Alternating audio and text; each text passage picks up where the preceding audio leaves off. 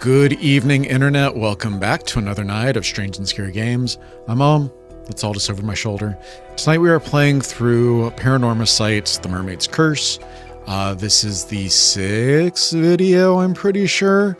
We are going to jump over to Yumeko Shiki and finish this one up. Then we're probably going to jump back to Avi. Yumeko and her partner learn about the threat of the curse of the raging waves encroaching upon Kamishima and head over to warn the island. August 6.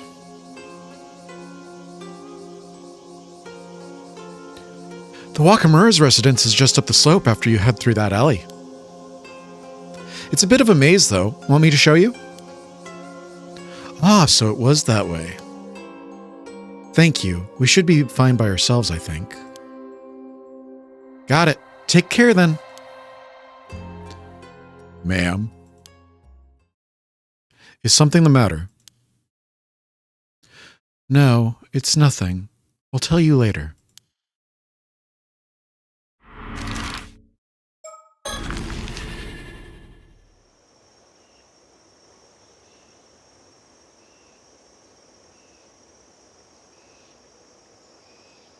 Oh, let me get this straight. You're with the police. And do you expect me to warn everyone on the island that a huge storm is on its way and get them ready to face it? That's it in a nutshell. I'm so glad you understand. Huh.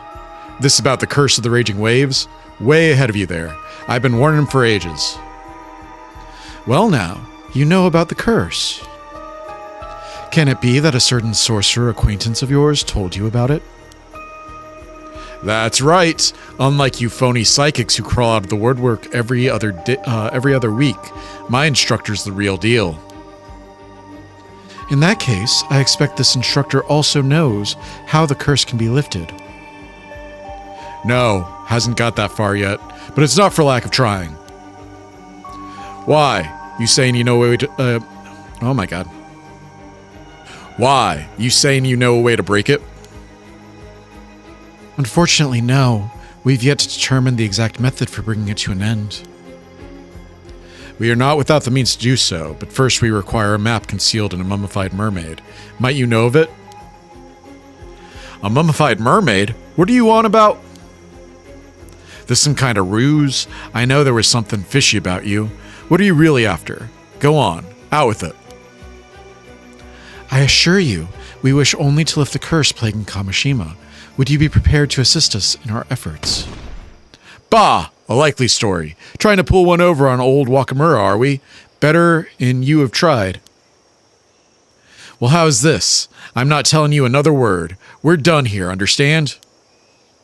I don't have time to listen to this hogwash. Anyhow, I've got business to attend to on the mainland. So, off with you. Leave me in peace.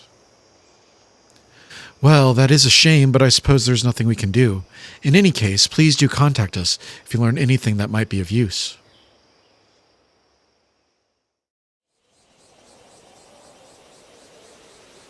Not very cooperative, is he? I don't see why he's so suspicious. He had his hackles up from the first. Perhaps he's so accustomed to dealing with rough customers that he can't believe anyone would be sincere. However, he does seem to be as interested in breaking the curse of the raging waves as we are. True, and this sorcerer of his must have some psychic ability if they were able to perceive the curse. Wish I'd thought to ask their name. Oh, I think I have an idea of who it might be. It's a small world, this industry. Oh, really? Mr. Yamashima called them a big shot who's appeared on television, and I recognize their mark on the implements in Wakamura's room. It must be Suigen Gemioto? Suigen Gemioto. Gemioto? Never heard of them. Hold on, I'm going to put my glasses on for this one.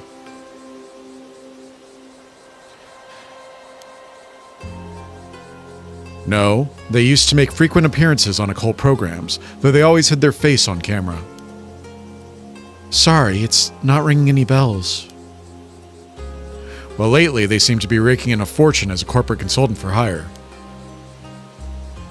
Their powers have a reputation for being accurate and potent. Their popularity has grown to the point where they can essentially name their price. If they're that good, maybe we should let them take care of the curse of the raging waves for us. Perhaps I should mention, Gamioto's popularity has reached such heights only very recently. Up until last year, they had a very poor reputation among others in the industry. In fact, as I recall, on the list of notable psychics kept by the Paranormal Affairs Bureau, they were given the lowest rank. In other words, they were put on the same level as sham mediums, riding the wave of the occult boom. I'd forgotten about that list. While their sudden rise to fame and fortune after changing up their business at the end of last year is certainly suspicious, I am more concerned about the possibility that they are using a harmful curse to suit the needs of the highest bidder. Regardless, I'm not sure I would trust them to handle this affair on their own. You never know. Maybe they just had a change of heart and started training seriously. Even so, I highly doubt they would have time in their busy schedule to venture out here and solve this case in our stead. Complete all character profiles. This was the last guy we needed. A mysterious sorcerer, although said to possess exceptional supernatural abilities, they have revealed nothing of their true identity. Both their age and gender are unknown. Suigen Gamioto was previously most known for their prominent media presence, with numerous appearances both on television and in magazines. Wearing an unusual outfit that covered their face, they would demonstrate a variety of psychic abilities, including exorcism of possessed individuals, assessment of submitted ghost photographs, identification of guiding spirits, and conduction of telepathic readings at haunted locations. Their unique sense of presence and high rate of accuracy garnered them a sizable following, particularly among occult enthusiasts, and they were known to accept consultations from the general public as well as media outlets. However, the end of the previous year saw this once public figure suddenly withdraw from the spotlight. They now mainly operate behind closed doors, signing consulting agreements with particular companies to provide a variety of services, including management advice from a metaphysical perspective, divination of auspicious and harmful events, proposals to improve their clients' luck, and the detection and elimination of paranormal disturbances. It is rumored that they will even cast curses on key personnel at rival companies, or conversely exercise curses from targeted victims, for the right price. The undeniable potency of their spiritual abilities has earned them immense trust from both the executives of their contracted companies and other wealthy individuals, and their behind-the-scenes reputation continues to grow. This has resulted in a sharp rise in their consulting fees, placing their services far beyond what any average individual can reasonably hope to afford. One of the companies they currently have a contract with belongs to Shinobu Wakamura, a local Kamishima magnate. Among psychics, opinion on them is more divided.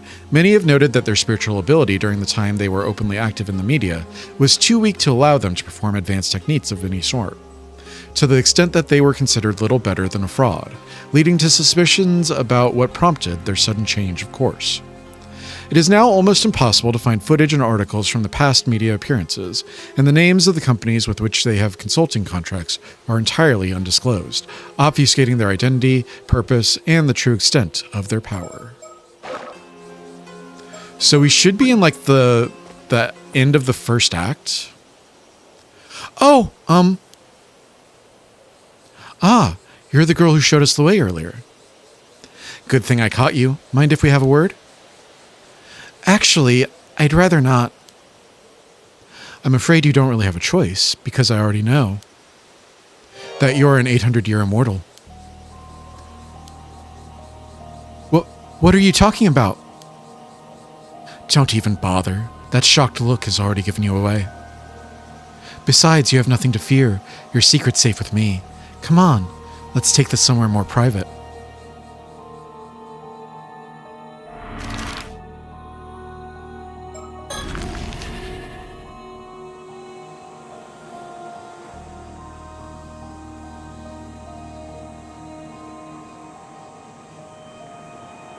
So, in short, when you came to, you'd been washed up on the shore of the bay. Wakamura took you in. And that's as far back as your memories go. You don't remember anything about your life before that, not even why you became immortal. No, except I'm pretty sure I was forced to eat mermaid flesh by someone. But you don't know when or why. No. So you've only recently woken up, and you have no idea where you were or what you were doing before that. Pretty much. I get the feeling I was in a kind of deep sleep at the bottom of the sea for a few hundred years. But I've got no clue why or how or what led up to it. Interesting. Well, how about we go over the facts one by one just to make sure we're on the same page? Okay. This is the southwestern coast of the island. We've got it all to ourselves right now.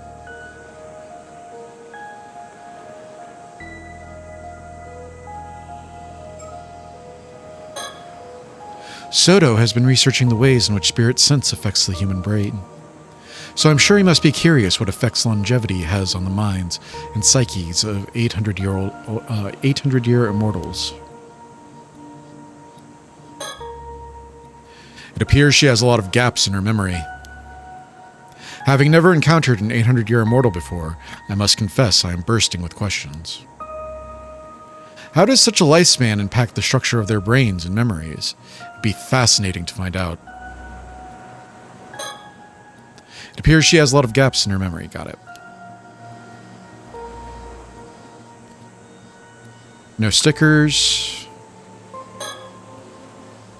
This girl, she calls herself Sato Shiranami.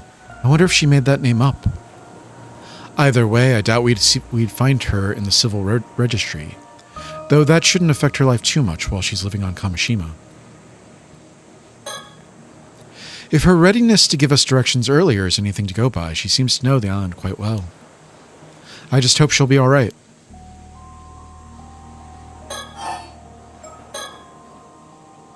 Now, am I right in thinking you don't eat mermaid flesh and go straight to sleep? You were up and about for a few years in between, at least. I think so.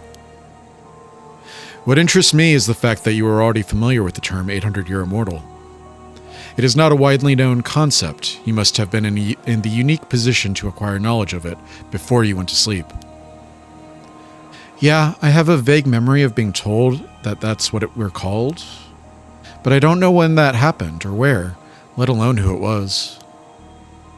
Maybe you'll remember in more detail if we touch on some other topics. Guess we'll just have to go by process of elimination. Work our way down the list till we get a hit.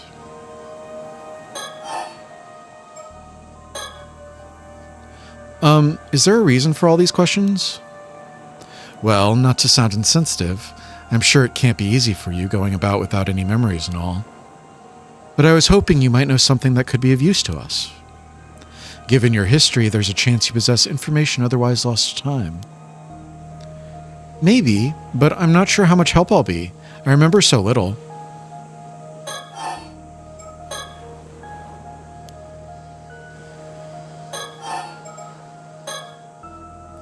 Come to think of it, I'd say it's about time we introduced ourselves. I'll admit we don't exactly look the part, but the truth is... You're with the police? Wow, I never would have guessed there was a paranormal affairs department. Honestly, I thought all psychics in this age were frauds. At least that's the impression I got from watching TV. To be fair, the majority of them are, but for the record, our department is officially approved by the government. Excuse me. Really? Huh. Back in my time, psychics were treated as onmyoji and even held official positions in the Bureau of Onmyo, a public institution. Oh, you seem to know a lot about that. Were you involved somehow? Huh? Oh. I explained all that without even thinking. It just came naturally to me. Honestly, I'm as surprised as you are. I guess this means I must have had something to do with the Bureau of Onmyo.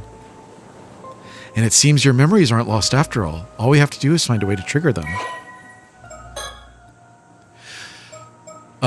The Bureau of Onmyo is one of the government offices under the Ritsuryo system existing from the Asuka period through to the early Meiji era. Based on the practice of Onmyodo, it generally oversaw such matters as astronomical observation. the creation of calendars and management of time systems, and the divination of auspicious or harmful events. However, it is also said that it occasionally invoked powers beyond human understanding to handle the banishment and cleansing of disasters and impurities. The Onmyoji affiliated with the Bureau were not merely diviners, they were also bureaucrats, albeit ones possessing advanced training in mathematics and knowledge of astronomy. In some eras, their influence was given great enough to sway the very course of the nation, and their presence in the imperial court was highly valued. Spiritual practitioners in the service of the state were also formally inducted as Onmyoji, operating under the banner of the Bureau. The current treatment of the spiritual phenomenon as non-existent largely stems from the abolishment of the Bureau of Onmyo during the Meiji Restoration, in line with Japan taking on the principles of science and technology as the new framework for the nation. Over time, state involvement in spiritual matters gradually came to be seen as taboo. However, psychics continued their work to maintain public order behind the scenes, passing this torch down through successive generations until the establishment of the new Police Act in the latter half of the Showa period, whereupon their work eventually came to form the foundation of the Paranormal Affairs Bureau.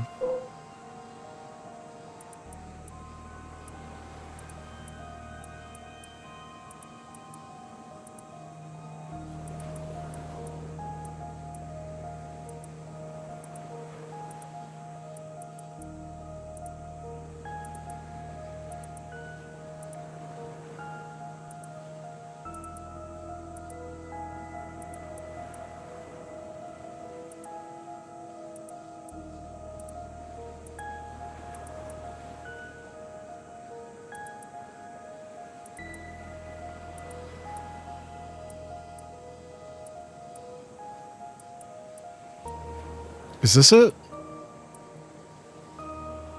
The tale did not end with the sinking of Taishima. Sumitaka eventually made it to the seas near the island, but a fierce anger and resentment darkened the waters around it. And the curse born from these dark emotions, the curse of the raging waves, had given rise to a storm that continued to rage even several days after the incident. Furthermore, the curse born from Hayase's final moments, the curse of the forsaken fish, also continued to exert its influence on the area, causing anyone who entered the storm's domain to transform into a fish. The situation had grown beyond anyone's ability to control. Sumitaka, looking for a solution, turned to Tsuchimikado Harukage, a renowned Onmyoji and friend of Princess Hatsune. Now, I think I've read that.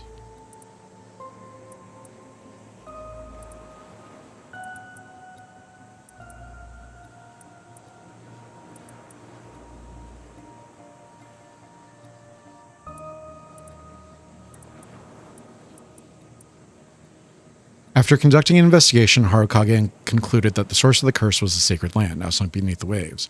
Although the curse was too powerful to dispel, it would be possible to seal the sacred land by offering up a sacrifice, thereby suppressing its calamitous effects. The seal would last for 400 years, by which time he anticipated that the curse of the raging waves would dissipate. Hearing this, Princess Hatsune volunteered to sacrifice herself in the hopes that it would bring peace to the souls of the islanders who had looked after her during her time on Taishima. Is there anything down here? The fate of the mermaids? Is this it?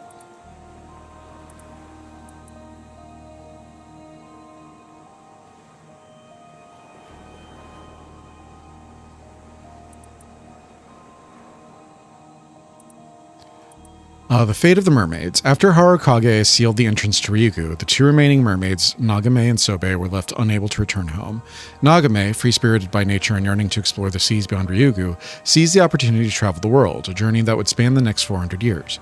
Enamored by the idea of a fairy tale romance, she was said to have been enthused at the thought of finding her own tale of eternal love as she left.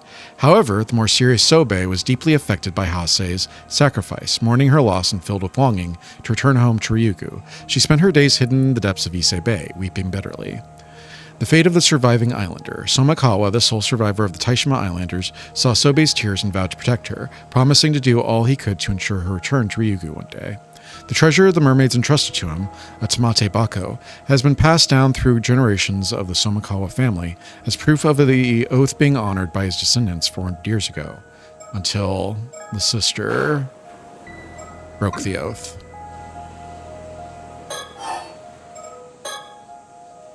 So anyway, what are a couple of Paranormal Affairs officials doing on Kamishima? Working a case, of course. What else? Our job is to resolve incidents caused by curses and paranormal phenomenon, and, wherever possible, prevent them from occurring. It's up to us to solve the greatest mysteries and do whatever it takes to keep the peace, which is usually a lot. Wait, does that mean something's happened here? You don't know, huh? Know what? Sounds like we'd better fill you in a bit first. We're working several cases right now, but I'd say only 2 of them are priority. 2? Mind you, we've known about the first one for quite some time. The Curse of the Raging Waves. We've come to lift it before it unleashes a huge storm on the southern sea of Kamishima. The Curse of the Raging Waves? That's right. Ever heard of it? No, never. That's to be expected. I imagine the islanders aren't too fond of discussing the disaster. Anyhow, that situation is ongoing. As for the other priority case... Right, you mentioned there were 2. We actually only learned about this one after we arrived on the island today, but... Protocol dictates that we have to deal with any 800-year immortals we find. What do you mean, deal with? It's not all that difficult to understand. To begin with, 800-year immortals shouldn't exist in this world. And if their existence were to become public knowledge, it would lead to an outbreak of trouble of every kind. Heck, some people are already looking to gain immortality for themselves at any cost. What? For the sake of maintaining public order, it's vital that the world remains convinced immortality is just a myth. However... Stop her, Soto. Halt!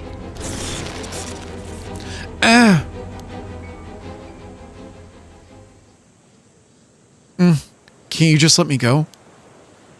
Calm down, will you? I hadn't finished. What I was going to say was, I've got no intention of doing anything with you, so don't worry. Wait, really? Surprised? But you should know better than anyone why that would be. You might be an 800-year immortal, but your time's nearly up.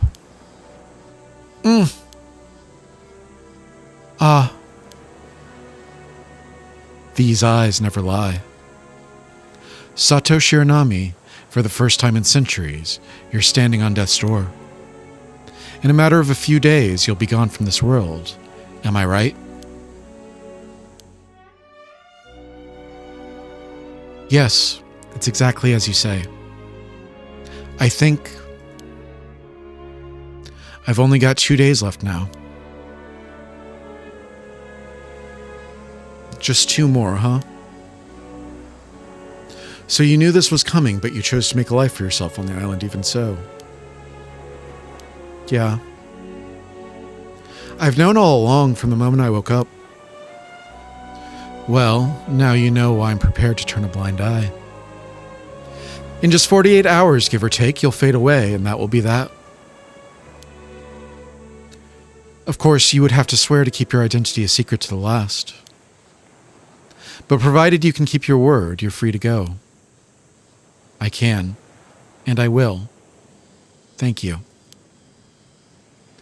Don't thank me yet. There's another matter I'll be needing your help with if I'm to leave you be. Another matter?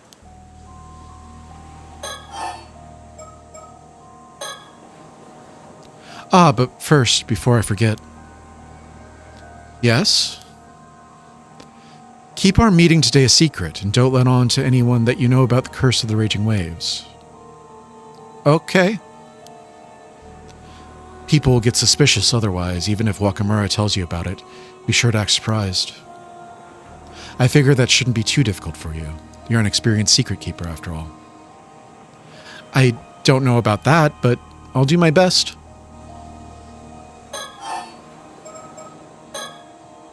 By the way, I was wondering, how did you know I was an 800-year immortal?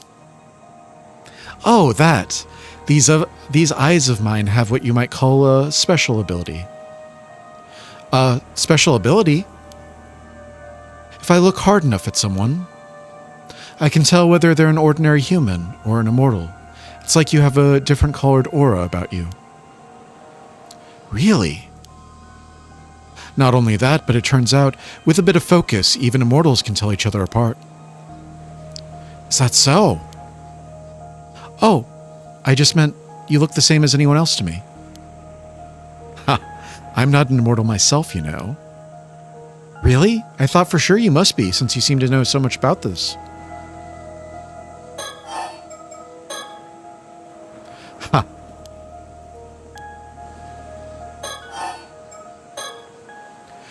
Right now, we're looking for a way to lift the curse of the raging waves. But that's Soto's area of expertise, so I'll leave the explanation to him. Right. This concerns a legend passed down in my family, the Kiryu clan, over generations. Oh, I should mention, this is something I've pieced together from various sources, so it may not be entirely accurate. Right. Long ago, south of Kamishima, there was an island called Taishima. It is said that 400 years ago, it was beset by an earthquake and a tsunami in an event so catastrophic that the island sunk to the seafloor. Taishima. However, the truth of the matter is that it was invaded and laid waste to. Then, in the aftermath, the islanders' intense hatred coalesced into the curse of the raging waves, which manifested as a tremendous storm. I see. 400 years ago, this would have been towards the end of the Sengoku period, correct? Yes, ma'am. The Hanoji incident, in which Oda Nobunaga ended his life, took place in 1582, if you'll recall. Following this event, one of my ancestors, an accomplished onmyoji by the name of Harukage Tsuchimikado, sacrificed a young woman, one of the survivors of Taishima, in order to seal away the source of the curse of the raging waves. An onmyoji? Harukage Tsuchimikado? Wouldn't that make your ancestor a direct descendant of Abe no Saime? Abe no Saime? Sounds to me like you share a bloodline with the onmyoji elite. Yes and no. While Harukage's powers were potent, he was never affiliated with the Bureau of Onmyo. In fact, he shunned his illustrious surname early on and left the government service, preferring to uphold peace as a civilian. Ah, so he was an eccentric and an elite. Gotcha. Harukage's seal was not permanent, however. It would only last for 4 centuries. Wait, you mean... Yeah, this was the last year of peace. Actually, the seals... Oh, this is Yumeko. Yeah, this was the last year of peace. Actually, the seal's already broken. Isn't that really bad? For now, the curse appears to be inert, but the storm could strike at any moment. Okay, so you need to find a way to seal the curse again. Is that it? Not seal it, break it. We're here to put an end to this curse for good. Shouldn't be too difficult. It's bound to have weakened a bit after 400 years. Indeed, that seems to have been Harukage's plan, for legend tells. That he left behind instructions detailing how the curse could be lifted after 400 years had elapsed. However, the map that would have led us to these instructions has been lost. Oh no. It seems they were once concealed inside a model of a mummified mermaid. Yet, over time, this fact was forgotten, and at some point in my family's history, the object in question was sold to a foreign buyer. But if you don't have the map, then what are you going to do? Well, we were hoping to find some clue as to the map's whereabouts here on Kamishima. But we've had no luck so far, and I reckon we've hit a dead end. I see.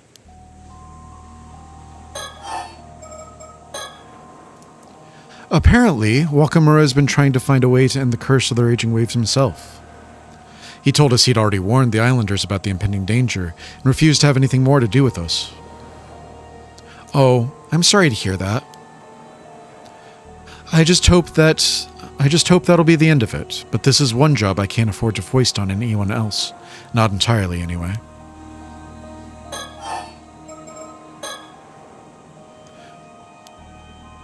Okay, what am I supposed to do? For starters, only 2 days of her 800-year lifespan remain. She knows it, and yet she's perfectly calm. Seems she's accepted her fate. If so, I suppose there's no harm in letting her go about her business as usual. I'd not take that time from her, if I can help it.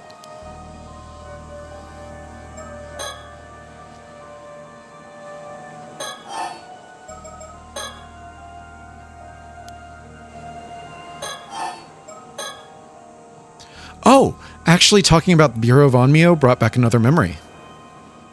I'm pretty sure it was an Onmyoji who put me to sleep, using some kind of spell to keep me in a state of between life and death. Really? So someone intentionally put you to sleep under the sea. There must have been a good reason for it. From what point are your memories clearest, would you say? Well, I guess about 3 months ago, when the spell keeping me in the state under the sea wore off. From when you woke up then, I see. I know that look. Did you notice something? Not exactly. It simply occurred to me that if her state of, shall we say, suspended animation was lifted while she was in the sea depths, would she not have drowned and resurrected several times over? Oh, yeah, I did. It was hell. I woke up under the sea, unable to breathe, drowned, and came back, over and over again. It was horrible, and I still remember it, every last second. Jeez, I'm sorry you had to go through that. The instant I came back, I'd swim as hard as I could, trying to reach the surface. But even so, I think it took me about 3 days to reach the shore. I lost count of how many times I died down there. Then, finally, I came to in Kamishima Bay. Mr. Wakamura found me and took me in. And I've been living here peacefully ever since. No one's even suspected I'm immortal. You're sure about that, are you? No one else knows? Huh? Yeah, I think so. Anyhow, I guess that settles the issue of how far back your memories go. If your lifespan is nearly at an end, that must mean you consumed the flesh of a mermaid exactly 800 years ago. Of course, you already knew that, didn't you? Not that you've been forthcoming about it. Oh, sorry, Don't apologize. That just proves you know how to hold your tongue. A valuable skill when you've got a secret to keep. Mind you, the fact does put matters in a new light. Say, Soto, what events took place 800 years ago? Let's see, 8 centuries ago from the present day. That would place us midway through the 1180s, when the Heian period was coming to an end. Right around when the Genpei War took place. Ah, of course, the Heike. Exactly. Don't you think there might be a connection?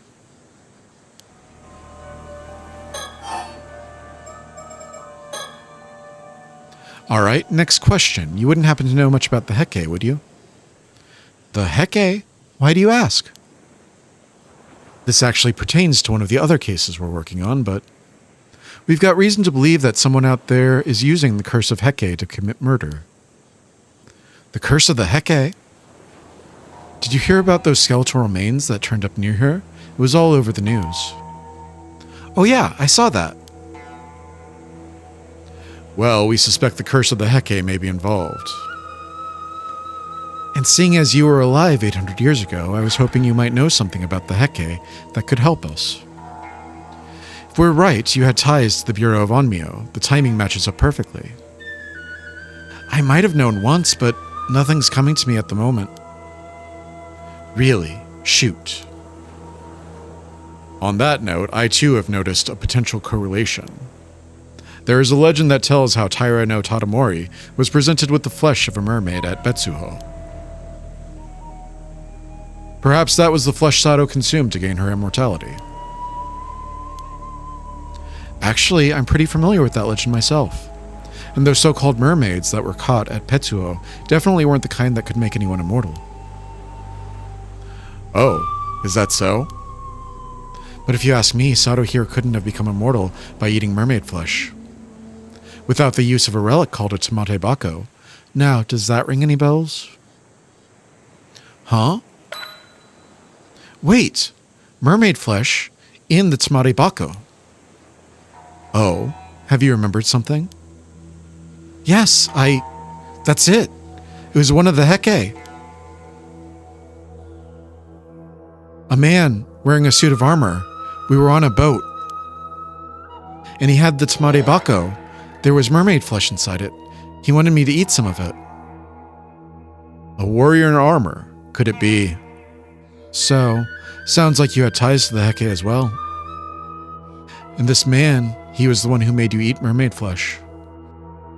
Yes, I remember now. What was his name? Do you remember that too? I think it was Tomo something. Tomo Shige? That's it. The man's name was Taira no Tomoshige. Taira no Tomoshige? That was the name of one of Taira no Yoramori's sons. And Yoramori himself was the son of Tadamori's official wife. So, you're telling me that Tadamori's grandson forced Sato to eat mermaid flesh. What do we know about this Taira no Tomoshige anyway? Not much, aside from the fact that he was part of the clan's main lineage. History has not seen fit to record his deeds, whatever they may have been. Well, he may not have been one of the clan's famous warriors, but to think, you actually knew one of the Heke. You mentioned you were in a boat. Do you recall anything else? I think we were being chased. I do not wonder at that. At the end of the Heian period, the Heke were being pursued by the full might of the Genji's forces. I was struck by an arrow, and I fell into the sea and drowned.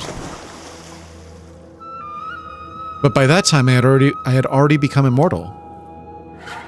Later, I must have resurrected and washed up somewhere along the coast, and I guess that's how I escaped? What about Tomoshige? Did he eat some of the mermaid flesh too?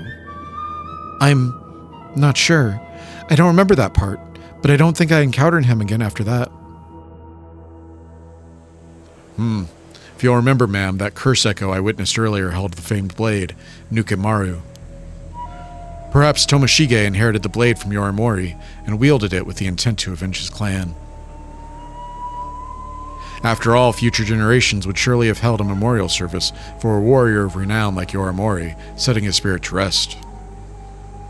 Tomoshige, on the other hand, is unlikely to have received the same treatment. If so, his hatred may have persisted long after his death, creating the curse of the Heke. It is a distinct possibility. This curse sounds terrifying. I have to say, I wasn't expecting a connection here.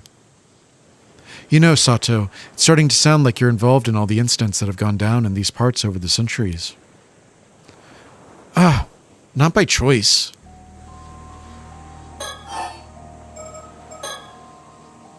Anyway, I get the feeling this Taira no Tomoshige wasn't a very nice guy. And this curse of his sounds even nastier. Could it really still be active after all this time? It certainly looks that way. The Heke's resentment is awfully persistent, I hear. You don't think he could have held a grudge against me, do you? Who knows? That would depend on your relationship with him back then. Oh, man.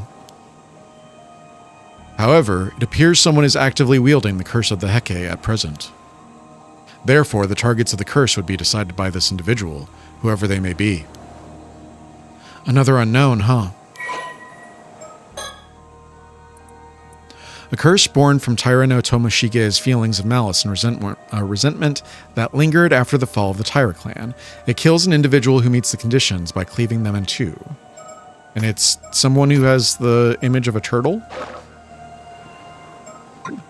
If I remember correctly. Give me 1 second.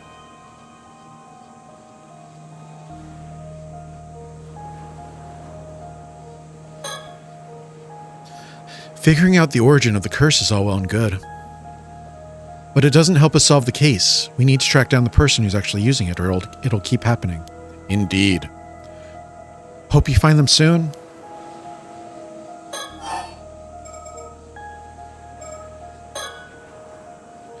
By the way, you wouldn't happen to be concealing anything else, would you? Huh? No, It's fine. I'll not pry, just so long as you answer my questions.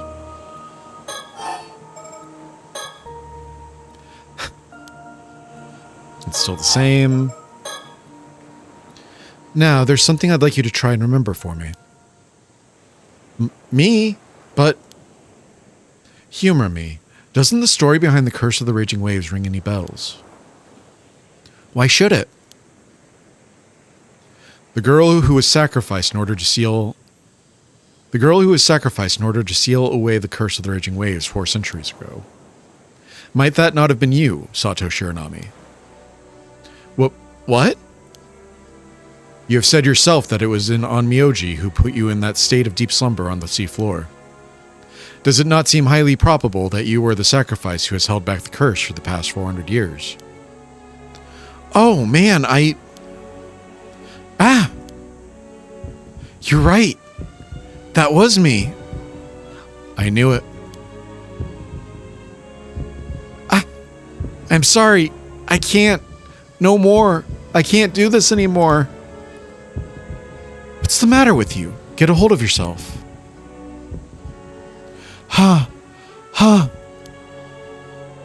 Is it that painful to remember? We didn't come here to ask you to sacrifice yourself again, if that's what you're worried about. All those years under the sea can't have been easy on her, you know. She wasn't really asleep. Her brain would still have been active.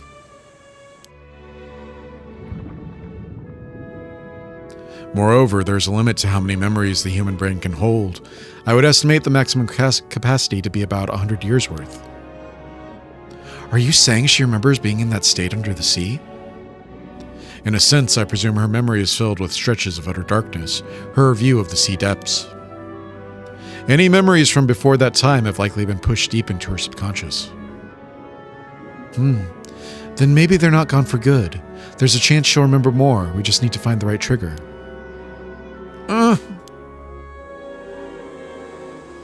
Sorry, I didn't mean to freak out on you like that. Took me a sec to get over the shock. Well, seems my theory about you being the sacrifice was right on the money. But it doesn't look like you'll be able to tell us too much about the past, after all. Guess not. I wish I could have been more help.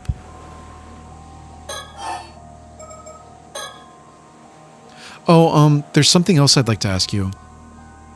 Be my guest. How exactly do you deal with 800-year immortals? You sure you want to know?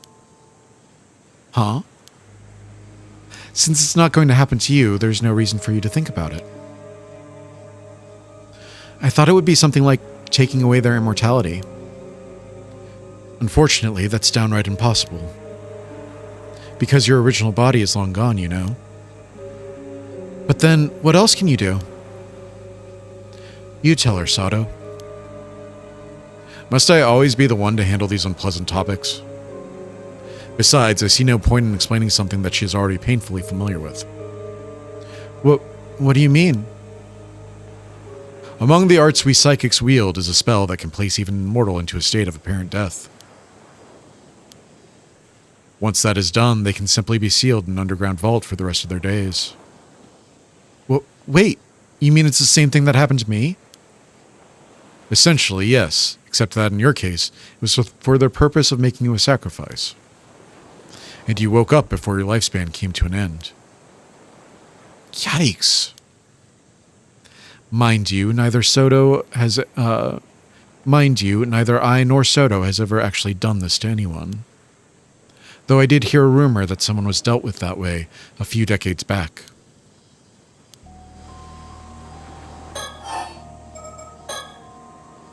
Of course, there have been 800-year immortals who have sought ways to become mortal again in the past.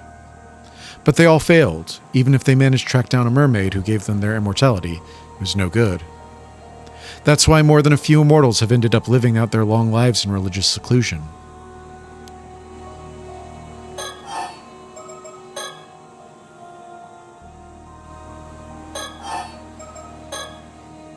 But, does this mean the seal broke because I woke up?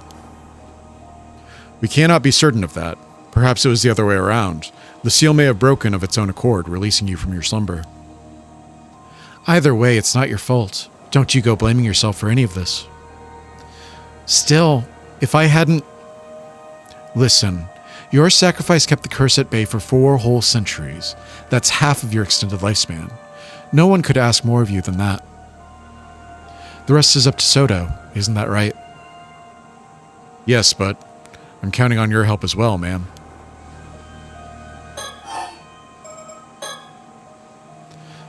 So, any chance you've remembered something about the Curse of the Raging Waves? Did that Onmyoji Harukage Tsuchimikado happen to tell you how it could be lifted? I'm sorry, all that's come back to me is the fact that I was sacrificed. I don't remember the Onmyoji at all. What kind of person was he? What kind of person he was, or anything. The most I can remember is that I think he said something about the curse being lifted after 400 years. That's all, huh? Well, be sure to let us know if you remember anything else that could help us break the curse. I will.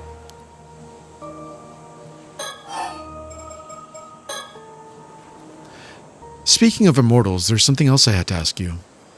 Yes? Now, I'm not certain about this, but I get the feeling that there's another 800-year immortal on Kamishima right now. What? Any idea who it might be? No, I don't have a clue. Are you sure about that? Because if there is another immortal here, I'll find them eventually, you know, even if I have to scour the island from end to end. Does that change your answer? No, I really don't know who it could be. All right, if you say so. Guess this means I'll have to search the island after all, as if I didn't have enough to deal with. Well, I'd say that about covers everything. We've talked your ear off long enough. It must be confusing, all this talk of the past. We'll not trouble you any further. Right, thank you. Still, give it a bit of time and something else might come back to you. If it does, please let us know. We'll be visiting the islands again real soon, so you should have a chance. Will do. I'll be going then.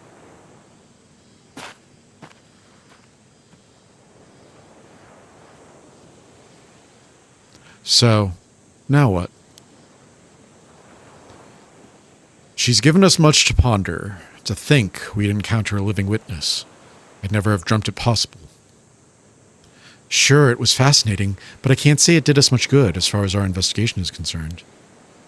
Besides, she's still hiding something, that one. You think so, ma'am? I do. In fact, I'd bet on it. She might even be up to something. But our primary objective here is to lift the curse of the raging waves. We don't need to start digging into anything else without good reason. On that note, do you really intend to search the island for this other 800-year immortal? Yeah, I figure we might as well look into that too while we're here. Understood.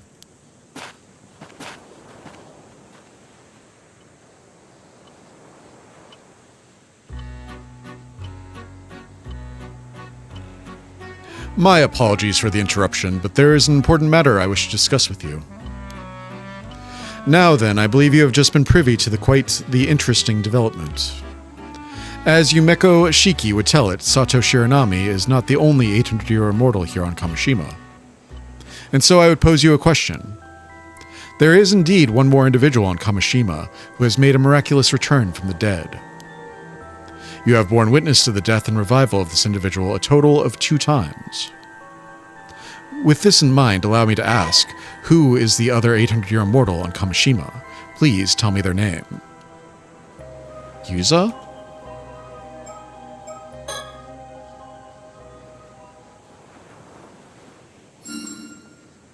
Correct. The answer is Yuza Minakuchi. To think you got in one go. You're quite the observant one. Every time Yuza ran out of oxygen while diving, he suffocated to death in the ocean depths. However, following his demise, he returned to life and was able to continue where he had left off. It would normally be highly unusual for someone to reach a diver rank of 4 on their first outing. Such a feat would be difficult indeed unless one was unburdened by the fear of failure, or the fear of death. It was this knowledge of his own immortality that led to him displaying such an uncanny degree of confidence. As you may have suspected, Yuzo Minakuchi became an 800-year immortal 5 years ago when he was saved by a mermaid. In truth, help arrived too late that fateful day, and it became the first time he lost his life. I wonder what light this new information will cast on events going forward. With that, please enjoy the continuation of this tale. Was that just a "are you paying attention" question? I don't understand. We got a new Yuza. Interesting. Okay. So even with his head off, he came back. Avi and Cersei finally arrive on Kamishima on the hunt for clues that will lead them to a real mermaid.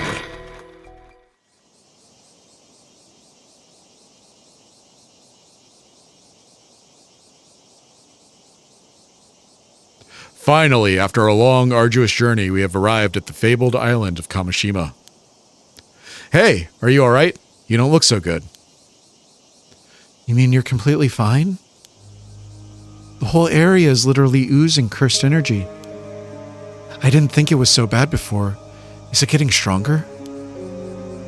Can't you dispel curses? Minor ones, sure, but this is on a whole other level.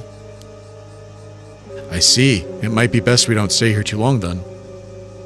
Let's just ask around as much as we can. When you feel like you've reached your limit, make sure to tell me, okay? Got it. I'll do my best. All right, let's start by asking the locals about the mermaid legends first. I'd like to ask around to see if anybody knew Mari Minakuchi as well. That's the plan. Let's move.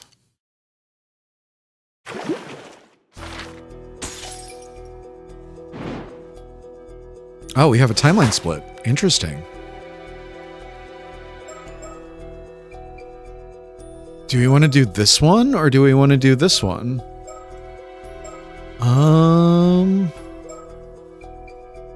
Let's continue down this path for now, and then we'll jump back over here, all right? Several days after the night of the tragedy, Yuza is lost in his thoughts, alone on the beach.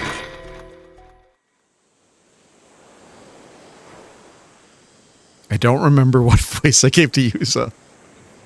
He just had like a slightly higher than my voice. It's been 1 week since the night Kamishima was struck by a tragic storm of mysterious attacks.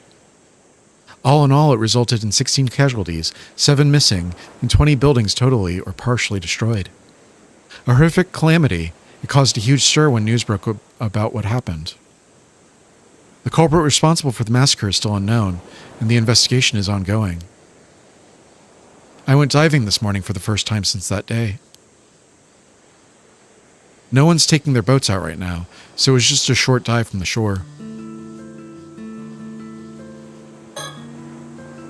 Sometimes I think about the plans we all made to have fun here, and wonder how they would have gone if things hadn't turned out the way they did. I guess there's no point in thinking about that now, though.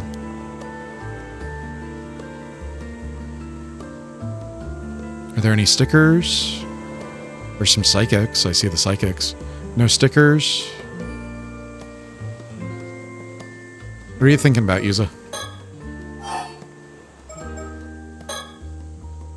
We still don't know who the culprit behind the massacre, the so-called assassin, was.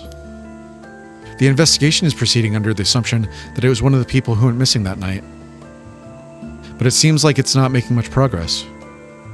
Among other things, they're having to conduct it behind closed doors so word doesn't get out that it was caused by a curse. The storm struck before we could even mourn those who were killed and left the town in tatters. Things are barely functioning right now.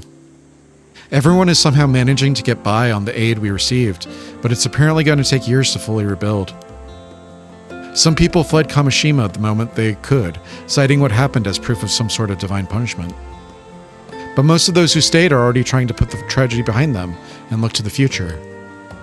They managed to get back on their feet 5 years ago, so I'm sure they'll be fine this time too. Although they've been bombarded by accusations and demands for them to take responsibility, the Wakamuras have been busy doing what they can.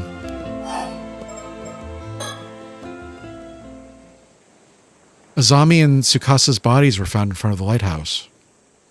There's no way of knowing what happened to them now. But I'm told Azami was found collapsed on top of Tsukasa, as though he tried to protect her to the very end. I wouldn't have expected anything less from him. The same night as the attack on Kamishima, a massive storm caused by the curse of the raging waves broke out in the sea to the south of the island. It seems the bronze mirror my mom left wasn't enough to hold back the curse by itself after all. Many of those who attempted to flee the island by boat were caught in the storm and are still missing. The storm descended on Kamishima soon afterwards, and the island was swept by harsh winds and lashing rain for 3 days straight. No one was able to leave their homes, and it caused blackouts and landslides across the island. Several buildings were also completely destroyed. Everyone was made painfully aware just how fearsome the curse of the raging waves is. Combined with the horror of the massacre, the entire ordeal has left a deep scar on those who remain. There's still an eerie rumbling coming from the sea, and no one knows when another storm might strike again. Everyone here is still too on edge to take their boats out to fish, and the ferry service to the island is currently suspended as well. Naturally, no one paid me any mind when I headed out to dive today.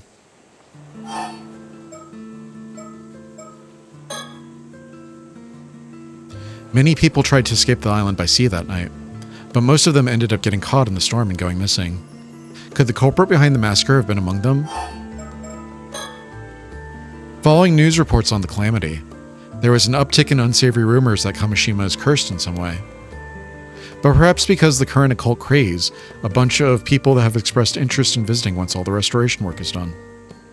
The mail order service for souvenirs that was set up to help fund recovery efforts has been flooded with orders. The pair from Tokyo had apparently come to Kamishima to try and find a way to dispel the curse of the raging waves. They were extremely regretful about failing to stop the storm and went around apologizing to everyone in its wake. It seems they're still planning to find a solution, though, and have asked for my cooperation. I don't have much to show for my dives today. My catch has been pretty pitiful, to say the least. Looks like I really am hopeless without Azami.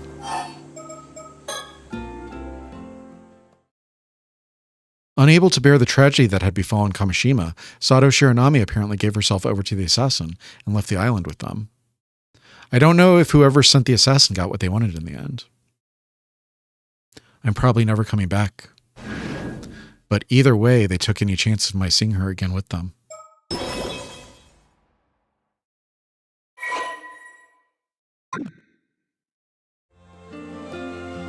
I doubt I'll ever meet her again.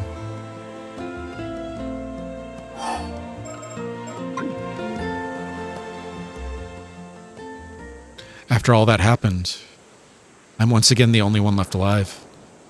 Well, I don't know if alive is the right word. I did get my head cut off once by the curse after all. But to be honest, I don't have it in me to care anymore. I couldn't fulfill what I set out to do despite swearing I'd see it through. I have nothing left. It seems my fate is in the hands of that pair from Tokyo now. I don't know what they have planned for me, but whatever it is, I intend to accept it.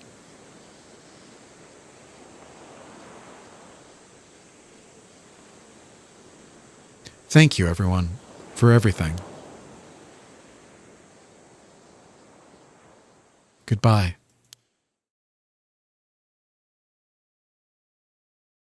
Is that the ending? A hopeless outcome. Reach Yuzum and Ikuchi's bad ending. Alright, let's jump back in time.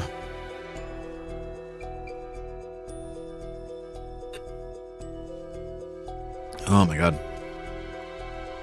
Approximately 1 month ago, having only just returned home from Kamishima, Yuzum and Ikuchi goes to the roof of the Kante Kisho ruins for some time alone, only to find Sato Shiranami there.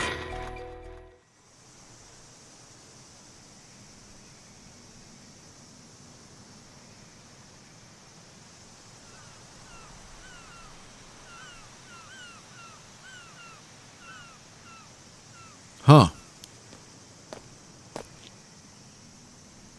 There's someone already here. How unusual. Whoa, you scared me. Darn, I didn't think anyone else would come up here. Oh, I take it I'm not welcome. I didn't think there would be anyone else up here either, so that makes two of us. So, who are you? I'm Yuza Minakuchi. I recently moved back to Kamishima. Ah. So you're that old friend of Sukasa's, was it? Yep. I don't think we've spoken before. You're Sato Shiranami, right? Mr. Wakamura's relative. Nice to meet you. Wait, how do you know who I am? That's kind of creepy. You're pretty much the talk of the town. I'm sure almost everyone here knows who you are. Is that so? I'd rather not stand out. It's a small island. Word spreads quick about who comes and goes. Sorry, but could you leave me be? I don't feel like talking to anyone. I see. Well, I just came here to enjoy the view alone. I'll just be over here looking at the sea, so I won't be a bother. That work for you? Fine. You can see all the way from Ise Bay out towards the Inshu Sea from here. It's a great view. But that doesn't mean I want to share it with anyone. Thankfully, most of the islanders don't come up here that often, so I sometimes come here to unwind. There are a lot of reefs in the area, and the tide is strong, so it can make for tough sailing. But from here, it looks as tranquil as can be.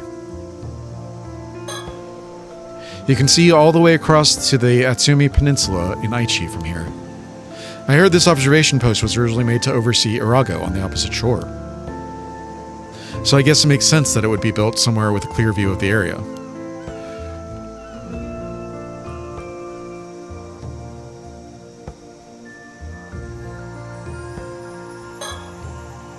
Sato Shiranami. I hear she's a relative of Mr. Wakamura's who will be staying with them for a while. But apparently no one's heard of her, so the island rumor mill's been working overtime ever since she arrived. Things have calmed down a bit now, but when she first showed up, she knew so little about how things worked that the gossip was that she was some sort of sheltered princess, that or she'd been raised by animals. Even now she spends most of her time cooped up at the Wakamura's, so the mystery has only grown. I guess it doesn't really matter, though. If she really is a relative of Mr. Wakamura's, I wonder what she's doing here. She's 17, just like Tsukasa, but it doesn't seem like she goes to school. I guess it doesn't really matter, though. Now that I have a better look at her, she's really tall, maybe even taller than Azami, and he's 173 centimeters. She said she doesn't want to stand out, but that's going to be tough at that height. I'd rather not stand that close to her, to be honest. She's been staring at the southern sea this whole time. Could it be she sees something out there? I said I wouldn't bother her. I should stop staring already.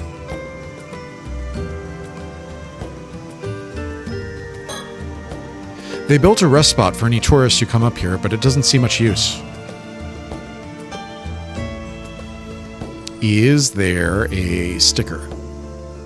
There is no sticker.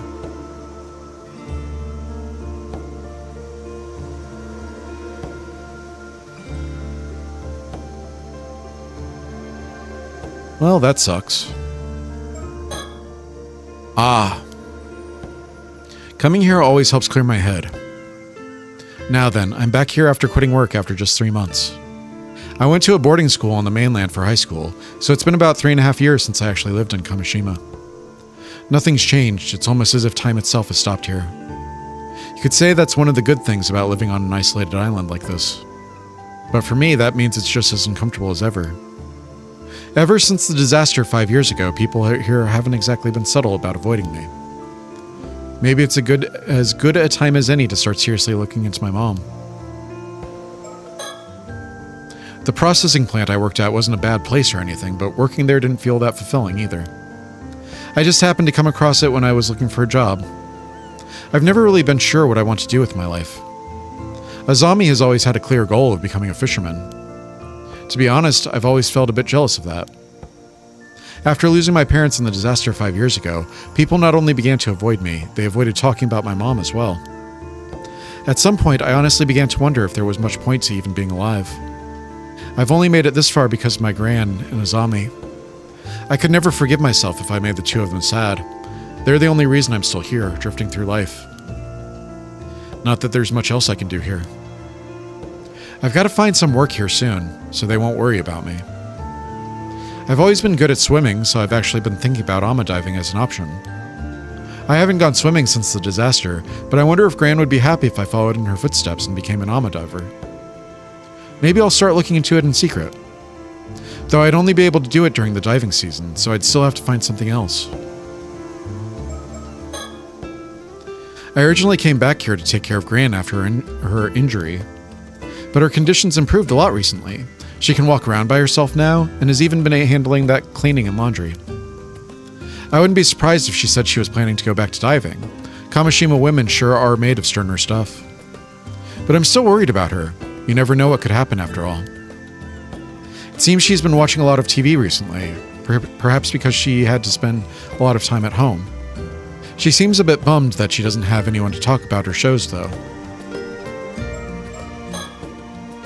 Azami was really happy to hear that I was coming back to Kamishima.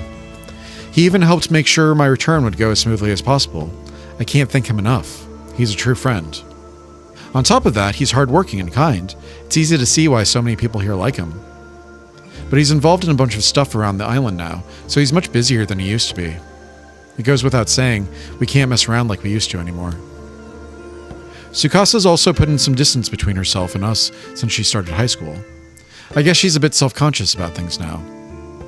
I miss hanging out with her, but maybe this is just part of growing up. Still, it's no exaggeration to say that it's all thanks to Azami that I'm able to live here like this. I won't do anything to let him down. Right then. Time to think of how to make my own way through life from now on. Sure, I have plenty of time, but I don't want to be a burden for any longer than I have to be. On the contrary, if there's some way for me to make a graceful exit and draw the curtains on it all, maybe that would be for the best. The same thought's been lurking in my mind ever since that day. What's the point in living if I'm just going to cause trouble for Gran and Azami? Time to think of how to make my own way through life from now on.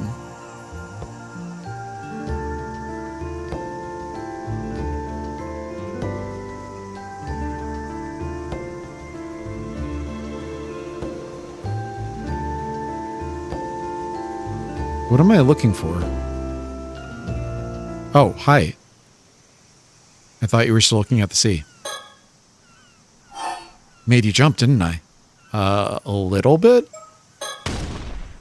Of course you did. Anyone would be startled by someone sneaking upon them like that. At least you admit it. You can consider that payback for before. Anyway, did you need something? Oh, right. I can't focus with someone else around after all, so I want you to leave. Huh? Fine. How much will you pay me? Huh. Money, is it? That's all you bureaucrats think about. Money, money, money. Very well. A string of 3,000 cash coins. That's my final offer. You won't get a single drop more out of me. What? Who even has ancient currency like that anymore? And wasn't that the bounty for Imagawa Yoshimoto's head? How much money do you have? Don't worry, it's only about 60 yen in modern currency. Damn, inflation's pretty nuts. 60 yen it is then. Here you go. I do feel a bit bad you only got a measly 60 yen out of it though. So you can have this Kamishi Maru keychain I picked up over there as well.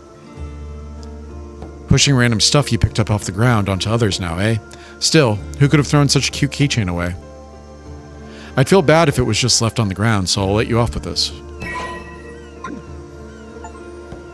Idol of Kamishima. Acquire the keychain.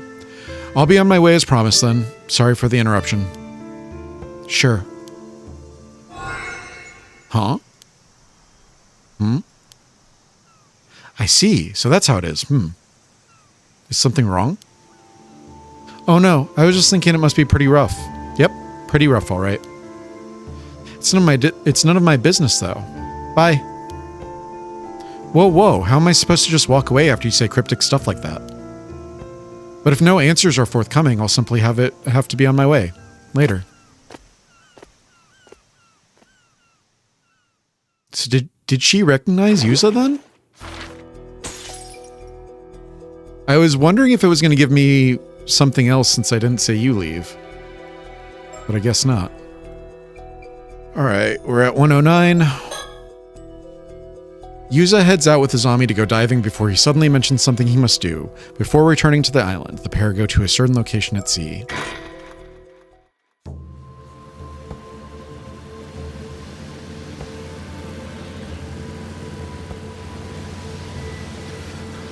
So, what's this important thing you have to do, Yuza? Sounds like it must be a pretty big deal. It is. I just hope you'll believe me. Listen, and don't fly off the handle.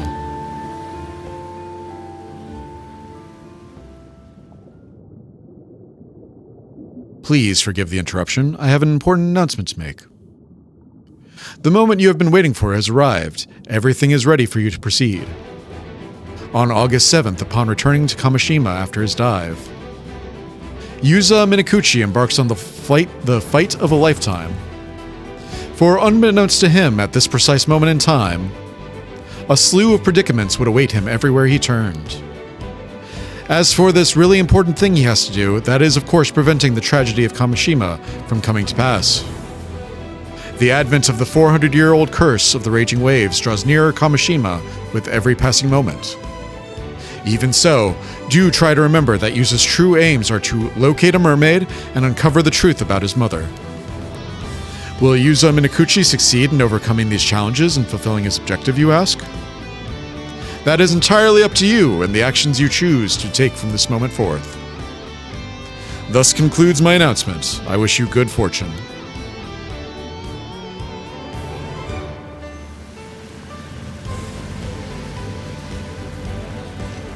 What? You think Kikuko is plotting to work a curse that'll cause a massacre on the island? Yes, you might find it hard to believe, but I'm sure about this. You're gonna have to give me a second to take this in. This is way heavier than I was expecting. I mean, a curse. I know I told you about Tomokazuki and all that, but how did you even find out about this? Have you got any proof? God, that's loud. Well, I saw the future with my own two eyes, but I'm afraid I don't have any proof I can show you right now. You saw the future? Yuza, if this is some kind of prank, you'd better cut it out right now. Seriously, this shit isn't funny. If you're just fooling around, I don't know if we can be friends anymore. Do you think it's easy for me to call someone I'm on friendly terms with a murderer? I couldn't say something like this unless I was dead certain. I need you to trust me on this, Azami, before it's too late. Oh man, you're not making this easy, Yuza. I can't just... No, I understand. I won't ask you to believe me until I can present you with solid proof. Until then, I still need your help. I can't just sit back and let this happen. Okay, I won't try to stop you, but I'm not doing anything drastic till I'm sure we're doing the right thing. That's all I needed to hear. Thanks, Azami. But for real, what's gotten into you, Yuza? What do you mean? I know you're headstrong and all, but this is way beyond what I'd expect from you. It's like you're a totally different person. Come on, you're exaggerating. Oh, come on, you're exaggerating. I'm the same old Yuza I've always been.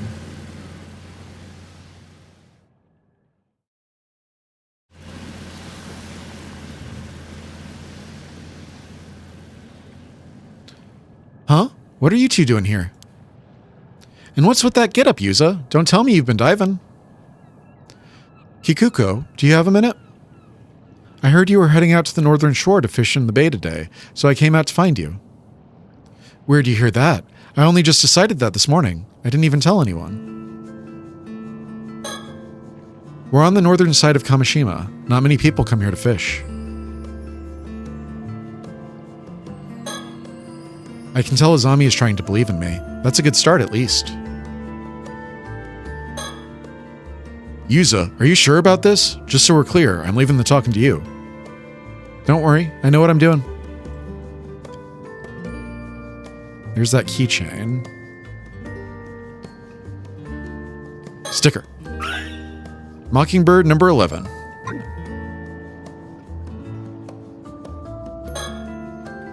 Kikuko is looking at us suspiciously. But I guess that's to be expected. We surprised her alone. We surprised her here alone, after all. Nothing in the boat. Nothing in the boat. Well, what's this all about? If you just want to talk, you can wait until after I'm done fishing.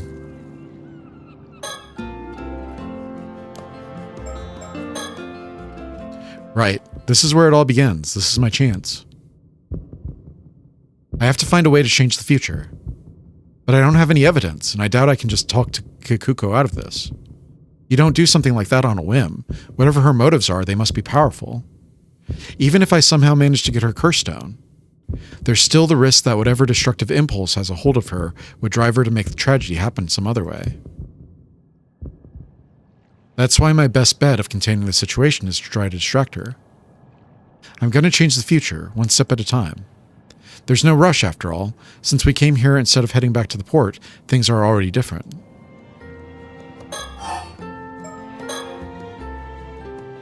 You've been passing Kameshi Maru hand mirrors around to everyone, right? Yeah, I have. Sounds like someone keeps their ear to the ground. So, how many have you given out? And who's got one already? I don't know. I haven't kept track or anything. But if I had to guess, I reckon it'd be about 20 or so. Why, though? You want one too? If so, I'll get one to you later. Oh, no thanks. Don't worry about it.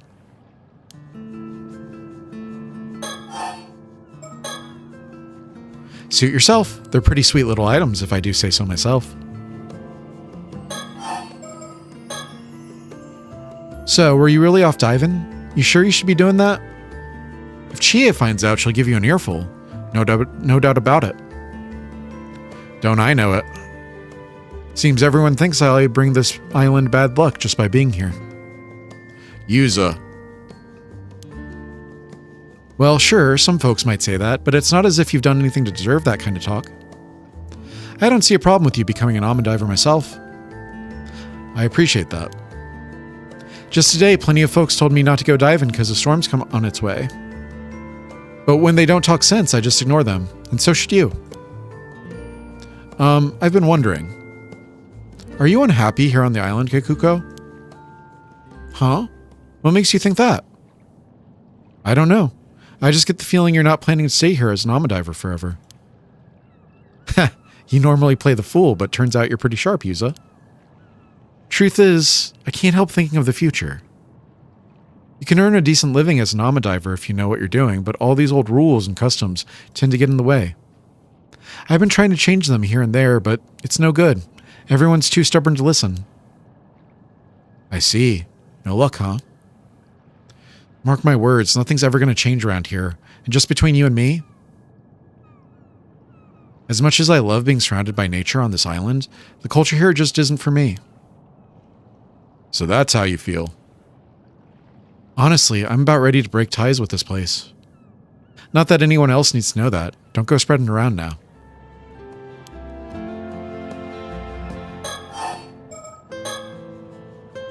Frankly, I had no idea you were so interested in diving, Yuza. So, Kikuko, when you left this island, you did some kind of office work, right? Huh? That's true and all, but why are you asking? I was, just wondering if you might have preferred your life back then. I mean, you must have had more opportunities to meet people and go out on dates and all that. Stop right there, as if I don't hear enough of that as it is. What's it got to do with you, anyway? Sorry, I didn't mean to pry. I was just wondering if you still kept in contact with anyone. Sure, a few people. Just a few. Would you say any of them had a big influence on you? Huh? Seriously, what's all this about? Oh, nothing really. I was just curious.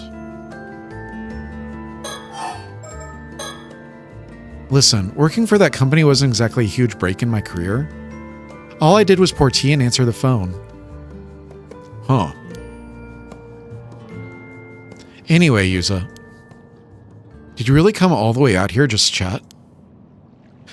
Something like that, but I've wasted enough of your time. Thanks for hearing me out. Come on, Nozomi, let's go. If you're sure. See you later, Kikuko.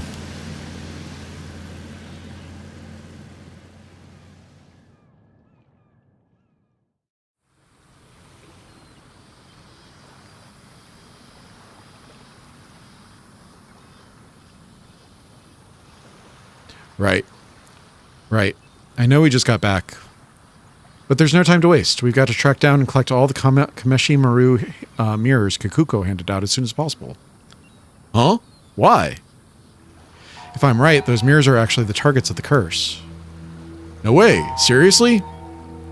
Still, man, all this curse business is a bit much. Look, given what people think of me, I'd have a hard time handling this on my own. I'm gonna need your help, Azami. I guess we'll have to try and convince everyone the mirrors are defective or something, but we'd better not let Kikuko find out what we're up to. Yuza. I want to believe you, and I'd like nothing more than to help you out. But before I lift a finger, there's something I've got to know. Alright? See, I've got a pretty good idea what made you change out of the blue like this. You do.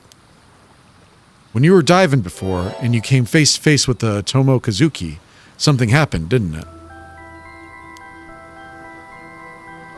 You haven't been the same since. And come to think of it, does this have anything to do with your search for the mermaid? You're right. I should have told you the full story to begin with. I've been in such a rush, and I got ahead of myself. You're right. Something did happen to me, and I'll tell you all about it right now if you want to hear. I'm all ears. First of all, tracking down a mermaid is still my end goal. That hasn't changed. At least something's still the same. But what I'm trying to do right now started when I found out about the danger Kamishima is in. And I realized I had to do something to prevent it. Are you with me so far? Sure. If I knew the island was in danger, I'd want to protect it too. But how did you find out about that anyway? Earlier you said you saw the future. When did that happen? It was when I encountered the Tomo Kazuki. The moment our hands touched, everything went dark, and then the future unfolded before me. Oh, so it was kind of like a vision from the Tomo Kazuki. A warning? That's exactly what it felt like. A stream of images filled my mind all at once, together with a rush of understanding. It's like they were imprinted into my memory. I don't know how it works. But I believe what I saw. I know it's going to happen here on Kamishima if I don't do something to change it. So that's what started this, huh? Yuza, did you know there was a Tomo Kazuki there? Is that why you picked that spot to dive? No, it's like I told you. I was hoping to find a clue there, since that's the spot where I encountered a mermaid once before. I never would have dreamed I'd end up seeing a vision of a tragedy like that. For all I know, this might have nothing to do with mermaids at all, but now that I know about it, I can't just forget it, can I? Of course not. And now that I know the full story, you can count on my help too. So, seeing as Kikuko is the culprit, I'm guessing we need to collect those hand mirrors to save everyone. Yeah, but she's not the only threat. There's more to this. More? There are actually 2 calamities on the horizon for Kamishima today. 2? You've got to be kidding me. The first is the massacre caused by Kikuko's curse. And the second is the curse of the raging waves, which has been brewing up a violent storm for the last 400 years. It's going to hit the island tonight. Huh? Now you've lost me again. I can't keep up. For starters, why is all of this happening on the same day? I don't know. I get the feeling it's just an unfortunate coincidence. And there would have been nothing we could do about it either, but since I've been forewarned, I have a chance to prevent it. I'll explain the rest on the way. There's no time to lose. We have to track down every last one of those mirrors. It's not just the mirrors, it's the image of the turtle, I'm pretty sure. Because Azami's got the t-shirt, and what's her name has the keychain. You still got about 30 minutes. Ono-ura Bridge Investigation. While pursuing another case, Himeko and her partner find out that a mermaid corpse discovered in Futami Gaura is that of a woman named Asusa Somakawa. The duo try to figure out what to do next.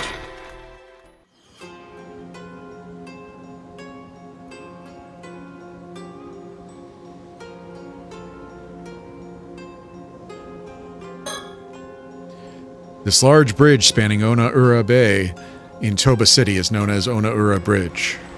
I hear the waters of the bay are rich in nutrients, making them ideal for oyster farming. You can see the rafts used floating in the bay.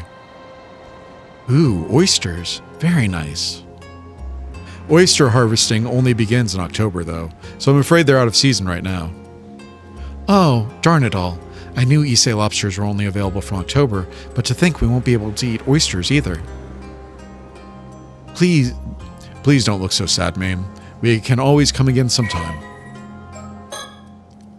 Onaura Bridge. Notable for its distinctive white arch, Onaura Bridge is a 196-meter bridge spanning Onaura Bay in Toba City, Mie Prefecture. It was built to have no columns, allowing ships to pass beneath it with ease. The contrast of its white arch with the blue sea and sky and the green of the mountains paints a picturesque scene, making it popular with tourists. The bridge takes its name from its role as a crossing over Onaura Bay, but the name is written with the character for hemp, sung of in old waka poems as a vessel for divine spirits. As such, the kanji characters that make up its name differ slightly from those used to write Onaura Bay. And we got another mockingbird. Is there a sticker? There is. Mockingbird number 7. So we got 9 out of 20. We need 15 for the next thing, I think. I don't know if I'm going to get to 15.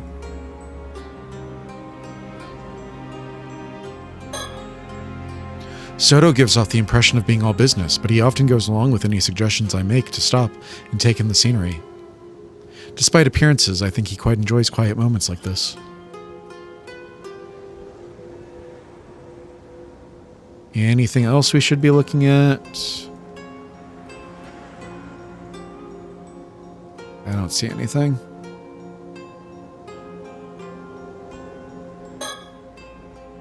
Now then, as much as I'd like to relax and enjoy our surroundings, shall we take this chance to review the current situation and talk about our next move?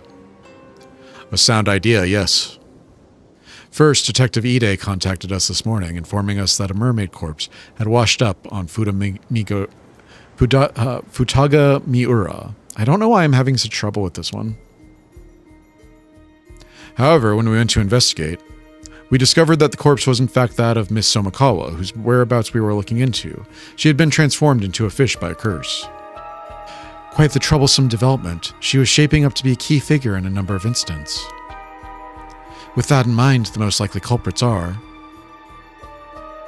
the two foreigners we ran into the day before yesterday in Ijika.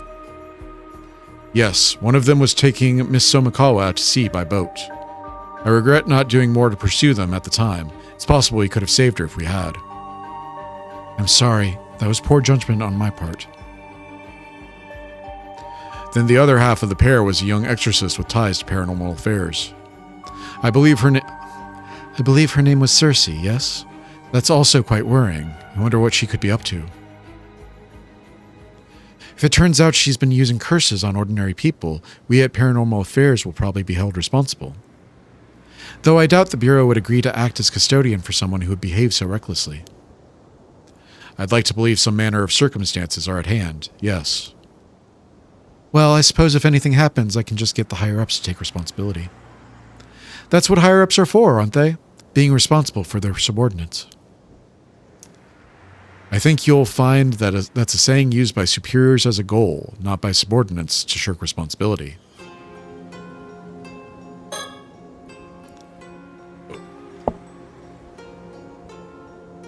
I thought I was done with classes.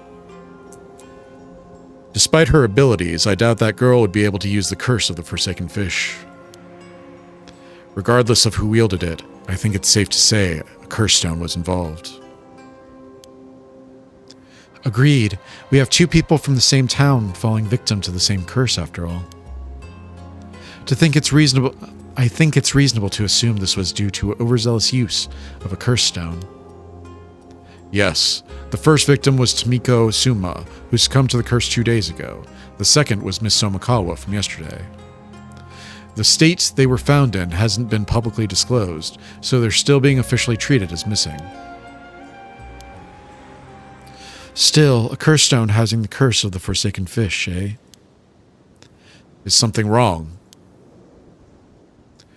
The curse of the Forsaken Fish is one of the curses mermaids can use, you see. For it to have become a curse stone, the mermaid in question must have experienced overwhelming resentment. An example might be if they were killed while bearing a powerful grudge against someone. That sounds like it would be a rare event indeed. Why do I get the feeling there was a mermaid who died like that, though? Who was it? Feels like the name's on the tip of my tongue. Could it be a memory from that time? Although I imagine many of your older memories have faded by now. I have to try and remember. What was the name? Can I...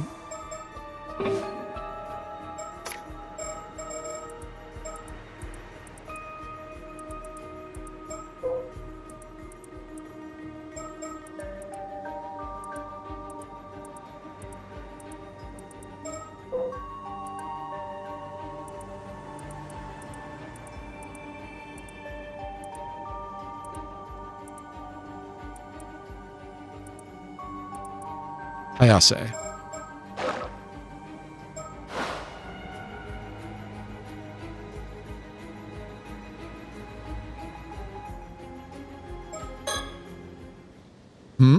Hayase?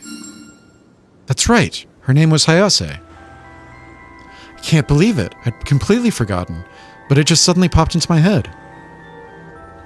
Oh, so there was a mermaid who died like that, was there? There was. I finally remember.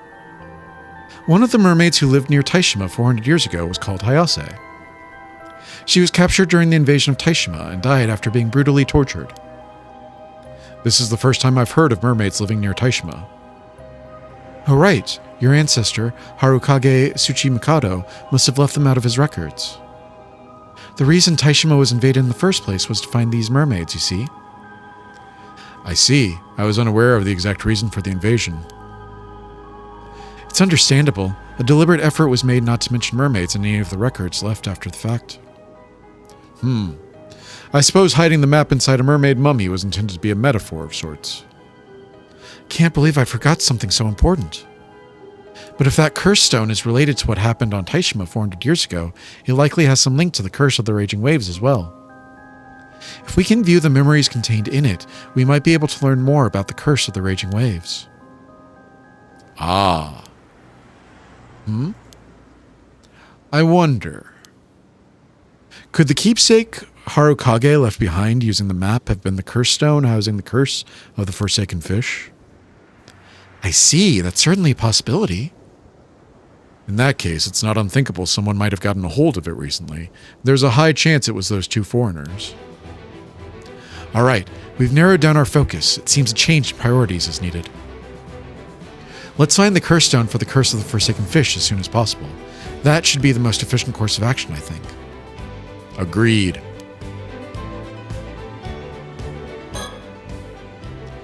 It's looking increasingly likely that the pair of foreigners has the curse stone. Yes, we did just go to Ijika to see if we could find any leads on where they could have headed. Unfortunately, we weren't able to find anything promising. I wonder where they could have gone. We also still don't know why they approached Miss Somikawa. Could they be after the mermaid's relic? If I'm not mistaken, that girl, Cersei, did mention the relic. Were they looking to take it for themselves, but where would they have headed afterward?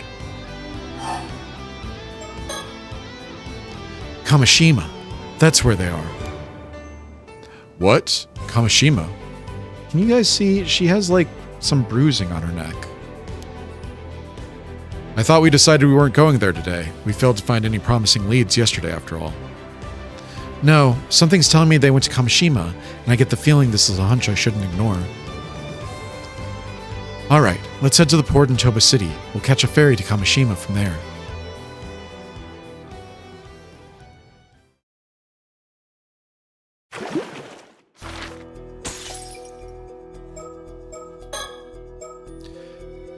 After arriving in Kamishima, Avi and Cersei continue to ask around about mermaids, but this garners suspicion and they find themselves unable to gain any information. It's always weird when I take these off because they, like, filter the blue light, but I don't, like, consciously register it until I take them off and I'm like, holy shit, there are colors here. Ugh.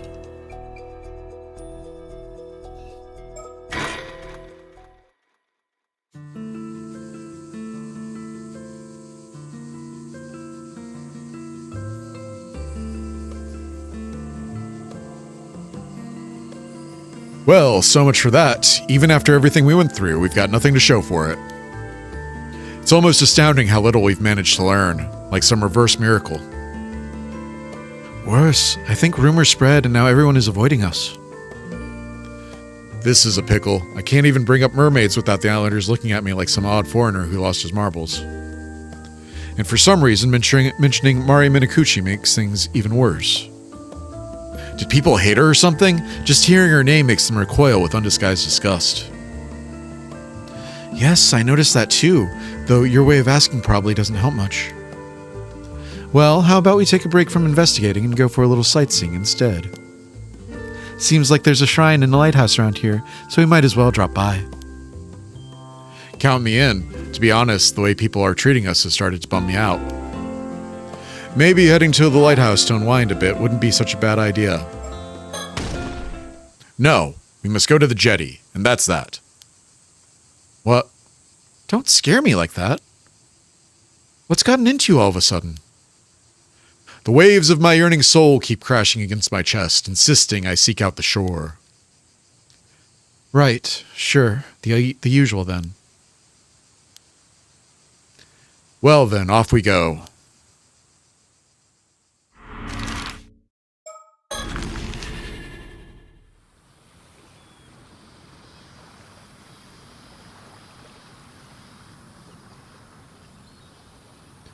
Oh, looks like we've got ourselves a spunky young lady here. Maybe you should have a word with her.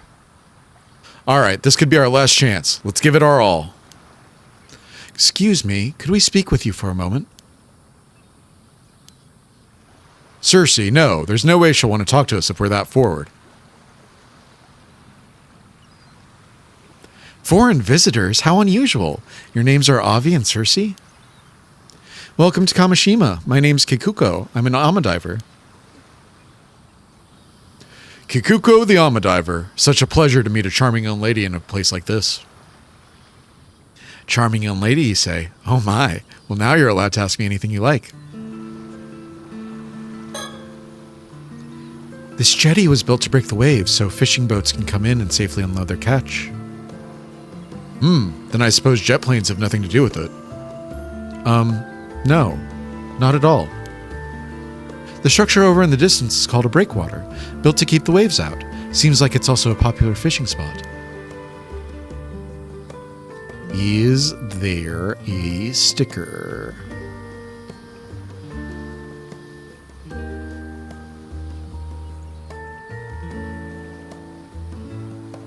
Not seeing one. Heartbreaking.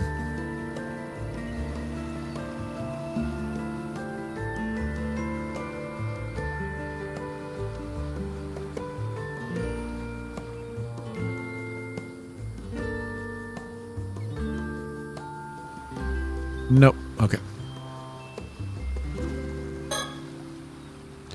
Who would have thought? Seems like just bluntly calling out to her was the best approach after all. The image of a polite and reserved Japan I've been holding on to for so long is starting to falter.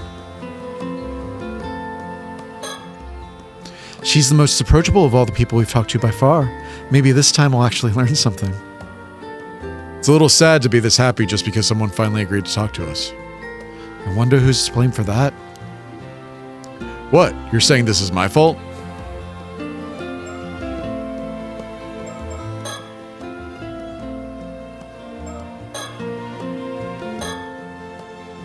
Why did I feel that sudden urge to go to the jetty earlier?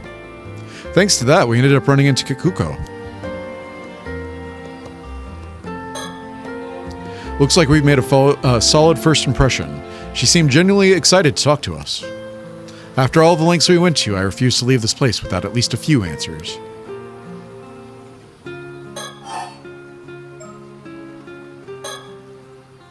This may be a bit out of nowhere, but you don't happen to know anything about mermaids, do you?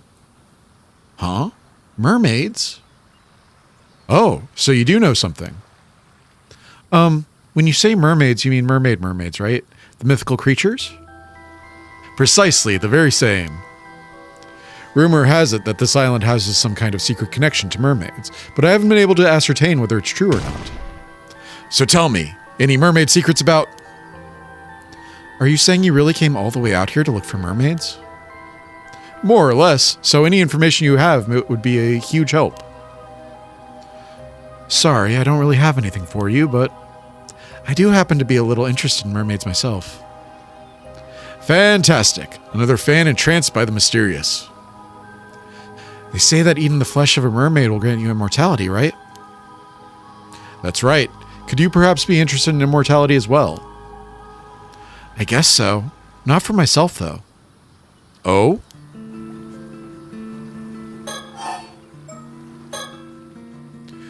So you mentioned that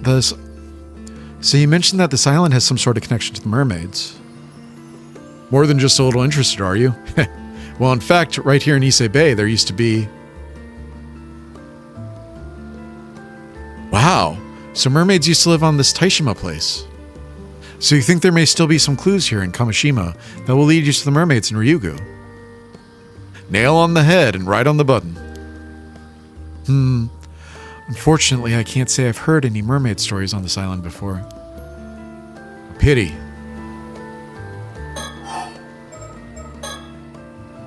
So, you're an active alma diver then. Are there many young divers these days? Not really. The younger generation doesn't really go for diving anymore. It just makes more sense to pursue higher education. I see. It's a real shame to see such a long-standing tradition slowly fade away. Well, it is quite dangerous after all. Can't really blame them for choosing the safer options. Just the other day, I heard 2 alma divers went missing around Toba. Oh.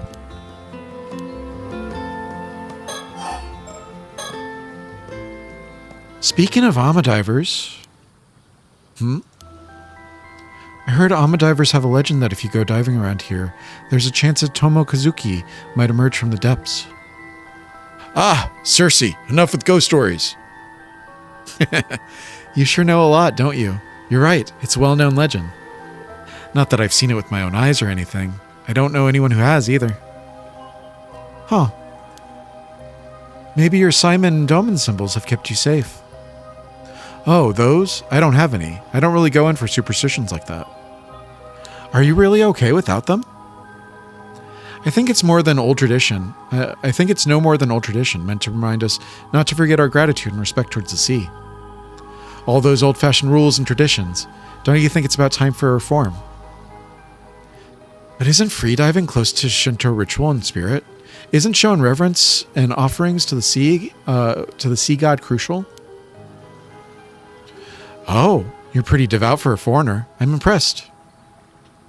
But you know, I believe it's exactly because of tedious customs like that young people are losing interest in diving.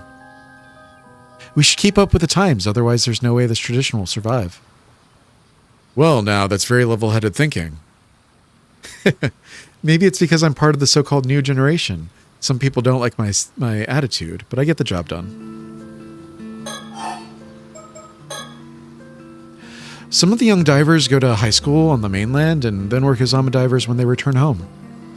Ah, I guess there's also that guy who just started working as an alma here. I saw him earlier. I didn't realize men could become alma divers too. It's not like it's forbidden. It is pretty rare though. This is the first time I've ever seen it happen. Interesting.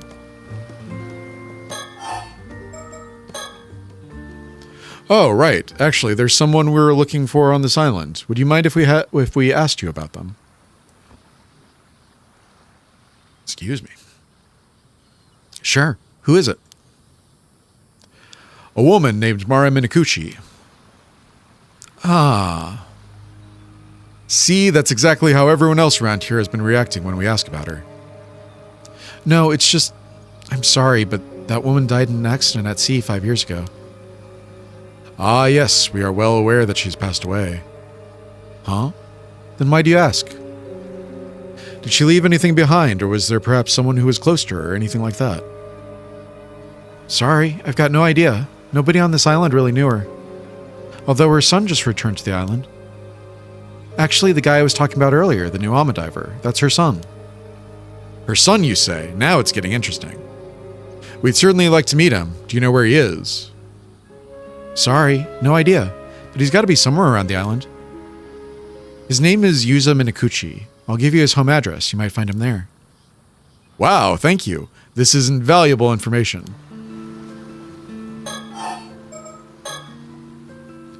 By the way, you wouldn't happen to know why everyone is frantically dodging our questions about Mari Minakuchi, would you? Was she such a terrible person? Something people don't really like to talk about. She didn't fit in much with the other islanders. No one knew much about her either. Why are you so interested in her anyway? Well, this is kind of a secret, but it seems that Mari Minakuchi had some sort of connection to the mermaids. Huh. You don't say.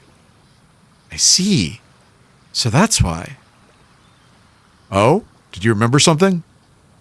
Not really, it's just that I always thought she was a little off, almost as though she wasn't exactly human.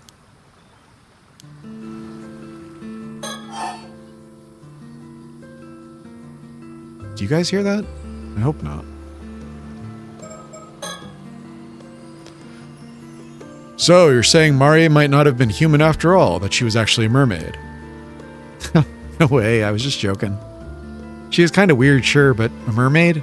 It's a bit far-fetched, don't you think? Right.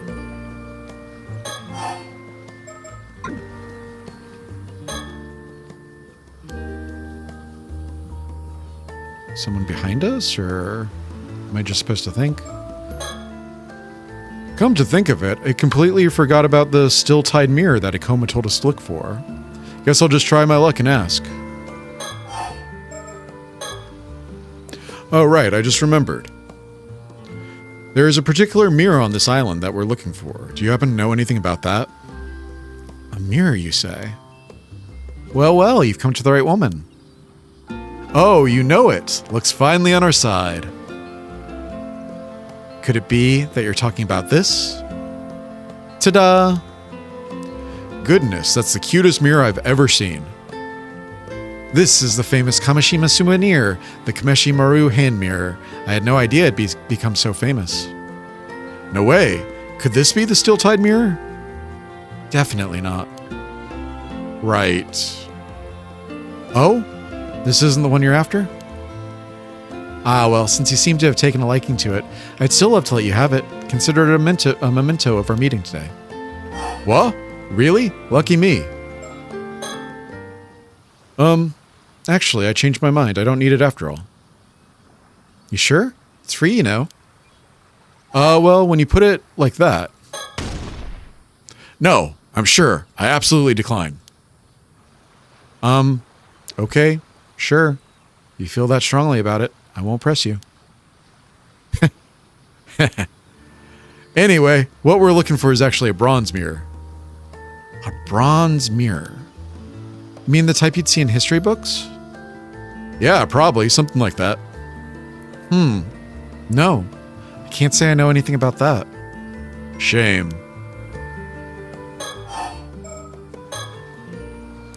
I've never heard anything about a bronze mirror on this island.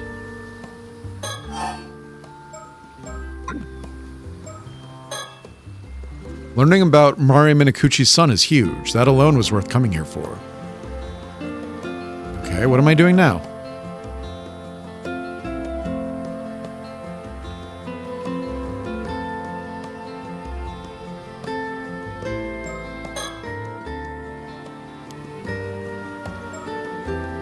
I can't move.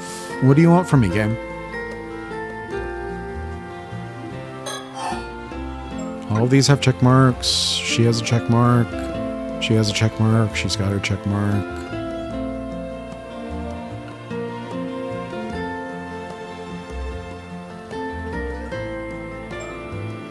What do you want from me, game?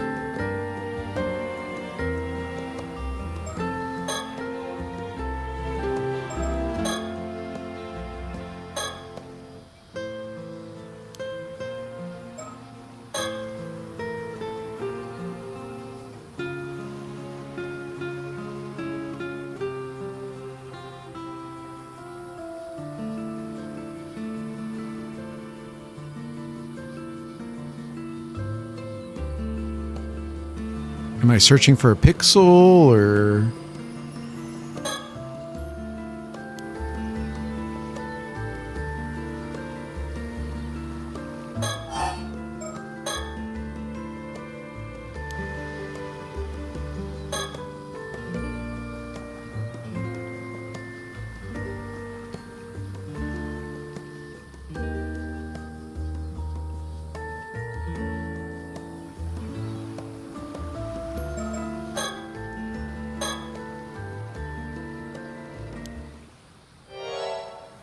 Huh? Is that the Tamare Bako? What?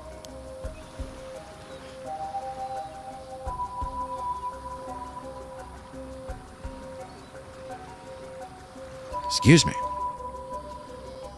Sorry, I just happened to notice. And judging by your reaction, I'd say I'm right. Damn it, I didn't think it'd be that noticeable. A glimpse alone shouldn't have given away that it was Tamare Bako.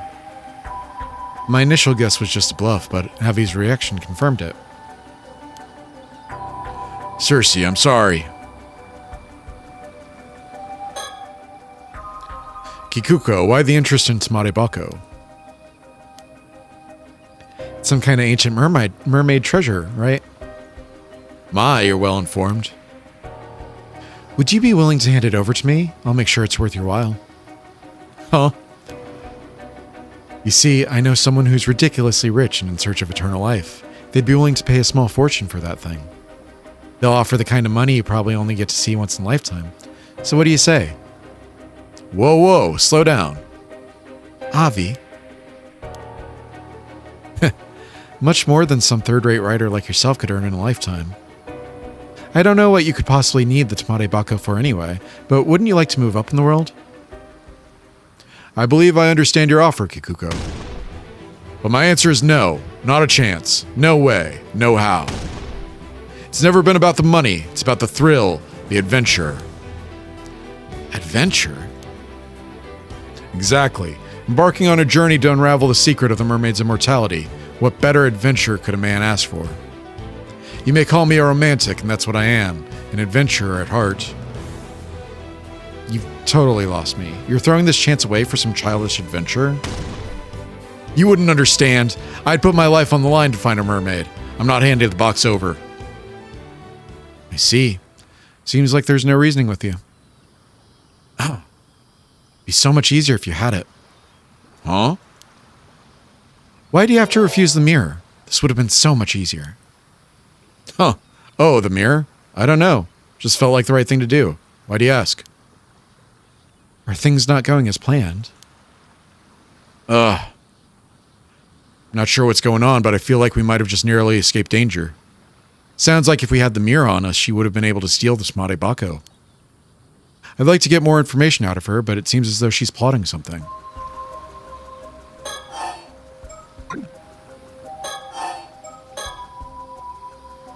So, why don't you enlighten us? Who told you about the Tamare Bako? Who knows? Think he'll get it out of me with that attitude? She still hasn't given up on the Tamare Bako.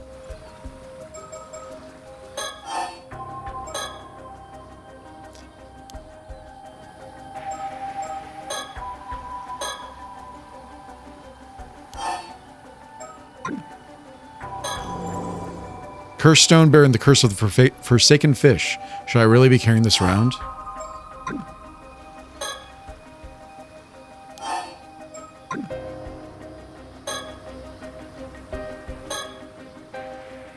Avi, focus. I need you to listen to me, but without taking your eyes off Kikuko.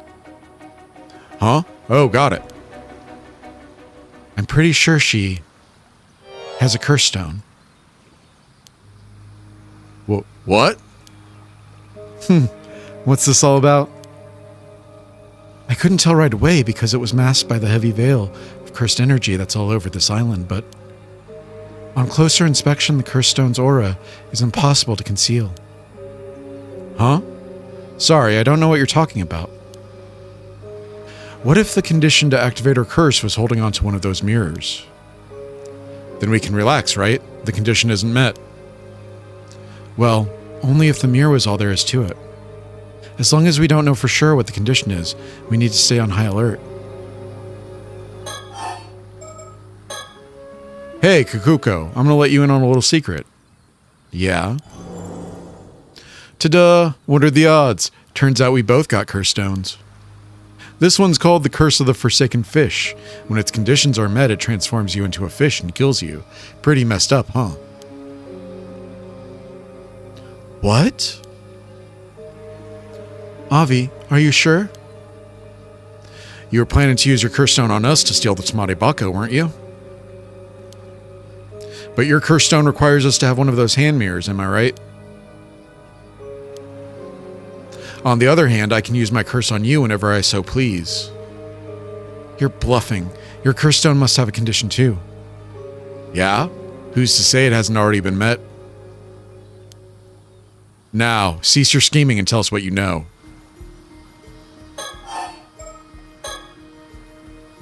Do you really have the resolve to kill someone with a curse? Well, I'm not exactly keen on it, but I am prepared to defend my life if necessary. Really? I wasn't expecting that from such a kind gentleman. You look like you wouldn't hurt a fly. Indeed, my heart is pure, but trust me, I'm quite capable. Experience has hardened my resolve. Eh? You're saying you've actually used it before?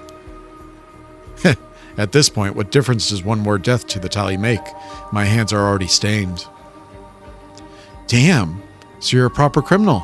Maybe I should report you to the cops.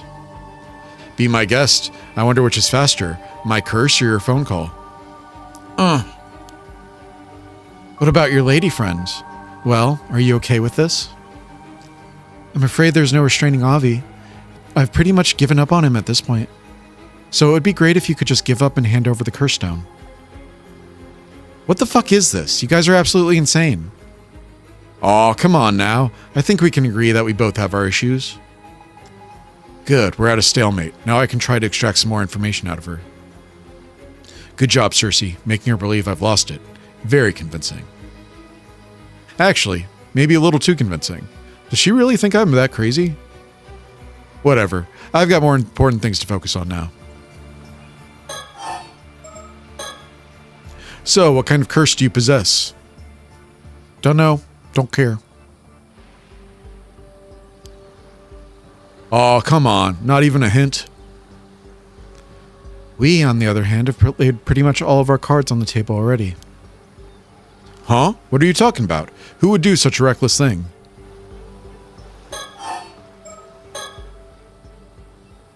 Alright, look. Seems like you're just as dead set on Tsamade Bako as I am. This standoff won't get us anywhere. Why don't you tell us your motivation? Maybe we'll be able to find a compromise. Compromise? Say, for example, if granting your wish were to stir the spirit of adventure within me. Cannot hand over the Tsamade Bako, but perhaps I'd be willing to let you borrow its power of immortality. I've got no romantic tale for you. I told you, I just want to get that rich person what he's looking for, so he can see how important I am to him. That's all there is to it. Oh, important you say. How is that? Because I'm his illegitimate child.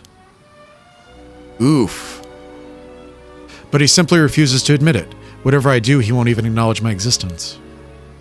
I mean, just look at me. I must be a disgrace in his eyes.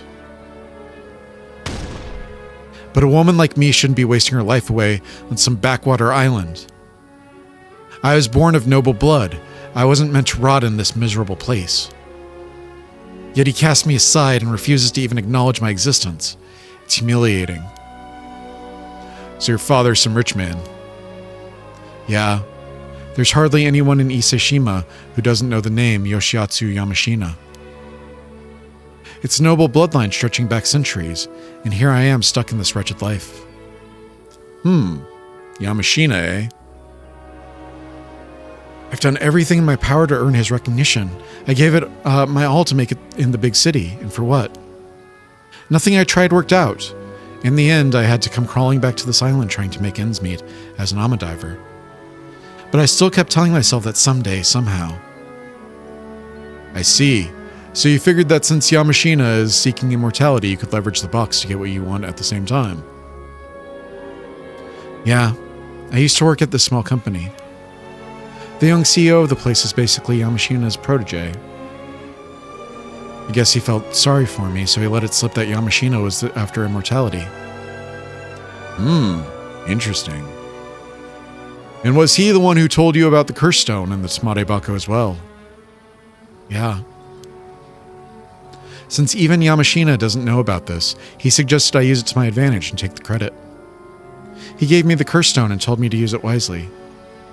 Originally, I had planned on offering something different to Yamashina, but now that I've got a chance for the Tsamade Bako, that's my best option. Aho, how intriguing. So you wanted to trade the Tamade Bako for Yamashina's recognition? That's right. See, I knew we were never going to find a compromise. True, it's a compelling story, but it's missing a certain adventurous allure. That company president you mentioned, how come he knew about the Tamade Bako and the Curse Stone? Just who exactly is he? I was wondering the same thing. Huh, of course you were. He's an incredible person after all. Mr. Kippe Koma is an amazing man. It's thanks to him I got a chance to make my dream come true. Oh! Did you just say a coma?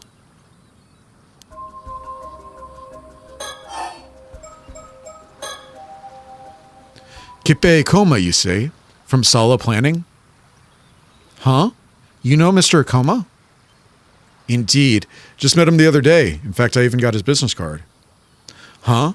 You have Mr. Akoma's business card? Wait. Then that business card you took out earlier was his. That's right. Want to see it? No, it's fine. You hold on to that. You say so. Huh? What? What? A curse echo? Yikes, did we mess up? Placas Asteri, guide his path, and with thy merciful hand protect him. Why? You have Mr. Akoma's business card. The condition should have been met, so why? Yikes, I thought I was done for. You were. I'm sorry. All I can do is delay the curse. I can't dispel it. It's going to take effect in about 1 minute, so you need to do something before then. Huh? Like what? A curse is dispelled by eliminating its caster. What comes next is up to you. What? Eliminate? What? Eliminate? Why do I have to keep doing this? No, let me open my thing. Let me open my thing. Let me open my thing. Let me open my inventory. You bastards. Can I just let him die?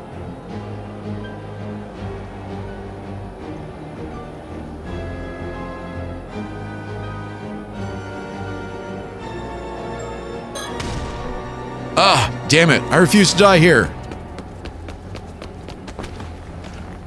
Ah, what the? What's with you? Ah. Ha, ha, she fell into the water. It's now or never. There's no time to waste. She could climb back out at any second. Huh, it's no good. I can't bring myself to do it. I'm sorry. I can't hold it any longer.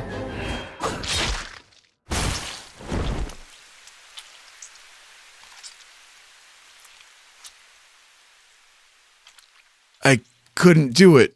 Damn it. My dream will forever be left unfulfilled. Avi.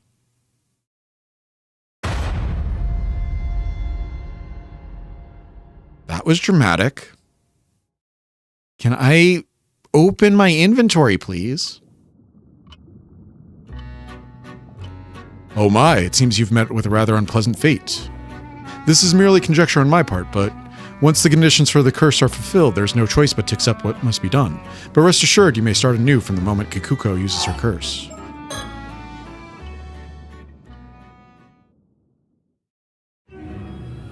No, I want to go back in time and throw away the card, you fucker. Chat. Fuck this.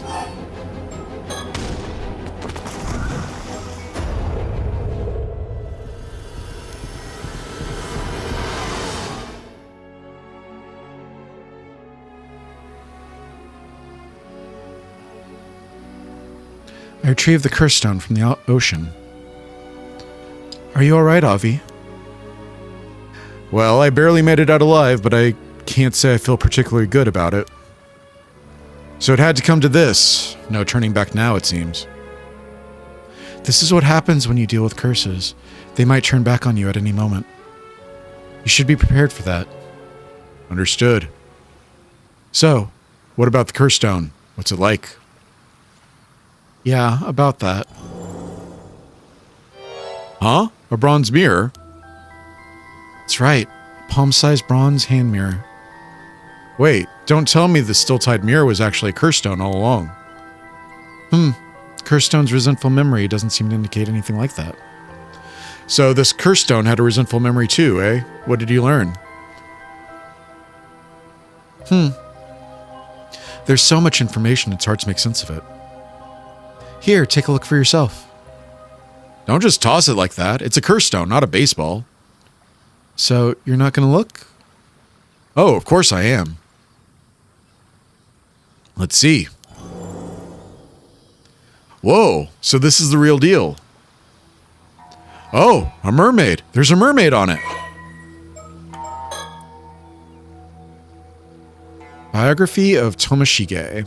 Taira no Tomoshige was born as the son of Taira no Kiyomori's younger brother, Yorimori, in the latter half of the Heian period at the height of the Taira clan's power.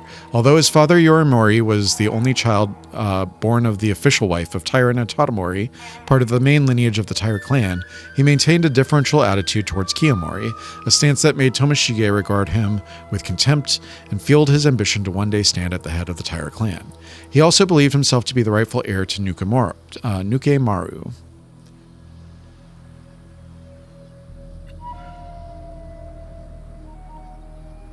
He also believed himself to be the rightful heir to Nukemaru, a famous sword that his father had inherited as part of his birthright. At around the same time, Sato was living a simple life in Kusawa village, the place of her birth. One day, she happened to encounter a visiting Onmyoji and was offered the chance to work at the Bureau of Onmyo in Kyoto. Sato readily accepted, having always felt out of place in the village due to her faint spirit sense, and left Kusawa to work in the Bureau of Onmyo as a maidservant. At the end of a certain year, Taira no Kiyomori's daughter, Noriko, gave birth to the imperial prince. Although Tomoshige visited the palace with his father to celebrate the birth, he soon grew bored with the proceedings and left, only to encounter Sato, who was attending to odd jobs nearby. Tomoshige was intrigued by Sato, who made no attempts to curry favor with him, and whose thoughts he found difficult to read, and he frequently visited her from then on. Not yet having an official wife, it was not uncommon for Tomoshige to spend his time on dalliances with women, with Sato being the latest among them. However, as their interactions continued, he found himself becoming particularly drawn to her. He eventually had a pair of bronze hand mirrors made, and gifted one to her, telling her to carry it with her at all times, as a sign of their vow to each other. In 1185, the Taira clan was defeated at the Battle of Dan no Ura, spelling its ruin. Tomoshige, who had fled from place to place as if to desperately avert his eyes from the Taira clan's decline, ultimately did not participate in the decisive battle at Dan no Ura, and came to know of the Taira clan's downfall while he was lying low in a remote village in Ise with Sato. Although initially terrified of being hunted down by soldiers of the Minamoto clan, Tomoshige regained his senses upon seeing Sato's unbroken composure. Now believing that it lay with him to restore the Taira clan as one of its sole survivors, he swore an oath to his fallen clan that he would see it rise again one day. Tomoshige's resolve. With survivors of the Taira clan being hunted down across the country, Tomoshige continued to search for a way to turn the situation to his advantage. In the process, he suddenly remembered a box that his grandfather Tadamori had left the family, a tamare bako proffered by a fisherman that was said to contain the flesh of a mermaid. Although Tadamori had refused to accept it, a member of the clan had secretly hidden it in a storehouse back in their homeland. It was said that eating mermaid flesh would grant eternal life to whoever ate it. However, legend also had it that the meat was highly poisonous, with even a small bite being fatal. No one had wanted to eat it as a result, and it had ended up forgotten by the years as the years went by. Believing that dying due to poison would hardly be any different from their fate if they were caught and killed, Tomoshige located the tamare bako and pried open the lid. However, all that was inside was a dried sliver of meat, so shriveled as to resemble a splint of wood. Dubious, Tomoshige pushed his misgivings aside and ate the meat, but felt no different than before. Believing that long years had robbed the meat of its power, and seeing the tamare bako as his only clue to find a mermaid, he boarded a small boat with Sato and set out to sea. Believing that a mermaid would surely come to reclaim the tamare bako if it was truly linked to them in some way, Tomoshige continued to row the small boat into the Sea of Ise. At the time, he was clad from head to toe in the armor of a warrior, and had with him the famed sword Nukemaru, an heirloom he had seized from his father Yorimori, whom he had scorned as a disgrace to their clan. Sato, meanwhile, wore only a light kimono. After they had rowed for a while, a sudden mist descended over the sea around them, obscuring their surroundings As Tomoshige and Sato looked around fearfully, they heard a small splash. Turning to look, the two gasped as they saw what appeared to be a human hand reach up from the water before grabbing onto the boat's edge. In a rush of water, a being with human features from the waist up and fish-like features from the waist down emerged from the sea, a mermaid. Climbing into the boat, the mermaid screamed for them to give back the box before suddenly lunging at them. Too stunned to think clearly, Tomoshige drew his sword and slashed at the mermaid. There was a dull sound of a blade slicing through flesh, and the mermaid let out a piercing cry before diving into the water and fleeing the area.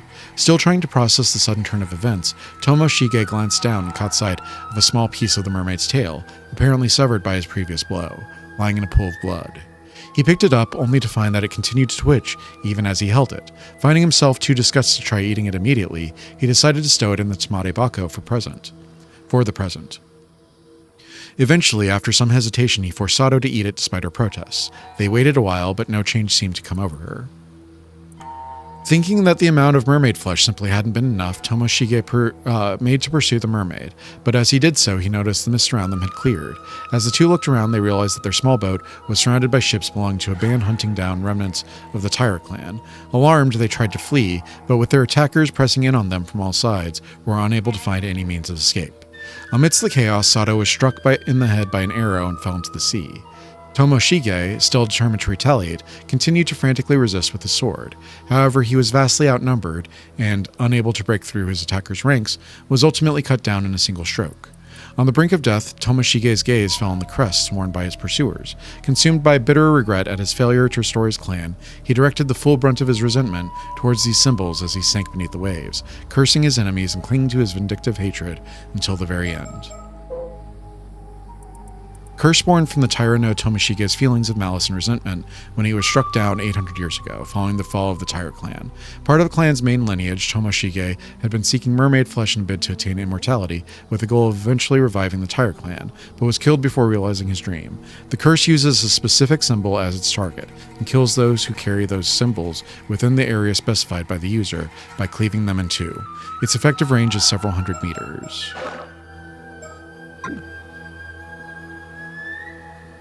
So, this is the curse of Tyra no Tomoshige that grew over 800-long years. Tyra no Tomoshige? Never heard of them. He wasn't exactly what you'd call a historically important figure, even with the Heke. Seems that he sought out the mermaid's power of immortality to restore the Heke, but his pursuit ended in failure. That resentment must have dwelled within Tomoshige's bronze mirror, eventually turning it into a curse stone. Most likely. Then, the symbol of the hand mirror and the business card were the true curse target. So that's what it was. If only we'd realized it sooner. I would never have seen that. I thought that it was the turtle. Well, what's done is done. Don't be too hard on yourself. Kikuko mentioned she got her curse stone from Ikoma, right? Exactly. To think that slippery snake was sneaky enough to put the curse markers on his own business cards. That Ikoma guy's seriously dangerous. That was way too close. Good thing we were cautious, especially since it seems he's after the Tamare Bako too. Yeah, seems like working without him turned out to be the right call. Although he may grow suspicious if we can't contact Kikuko anymore. Considering he's after the Tamare Bako, there's a chance he might still chase after us. We need to keep our guard up. I think it's safe to assume he already knows about Miss Somikawa and the Tamare Bako. I do wonder why he told us to go look for the still-tied mirror, too. Well, it's not this mirror, and we've got no reason to follow his orders anyway. I'd rather try and find out more about the mermaid as soon as possible. You're right. We didn't learn anything from Kikuko. Looks like we've got no choice but to continue our investigation of the island, shall we? Oh my god, that was a long chapter. Could you hold on for a moment? Huh? Someone's there. Ah! Ah! You! Oh my god. Alright. I hate to leave you guys on a cliffhanger. Can we... It looks like we might be able to go back to this, because it looks like this one isn't sealed off yet. I hate to leave you guys hanging on a cliffhanger, but... that's going to be time for me. I'm going to get out of here. That was a lot. That was a long chapter. It's nice that Yuza is still alive. I'm excited to see what happens with Yuza, especially in the new timeline we've created. I'm curious to see what happens with Sato. Yumeko is kind of boring, right? Yumeko and Soto, they're kind of boring. I'm hoping that they get a little bit more exciting, but I kind of find them boring. And I'm excited to see what other paths are in this chapter right here. So I think next time we will go through possessions again, see if we can find other paths there, and then we will jump over here to obsession. So I'm going to get out of here. Thank you all for joining me for another night of Strange and Scary Games. I love you. We'll see you in the next video. Good night.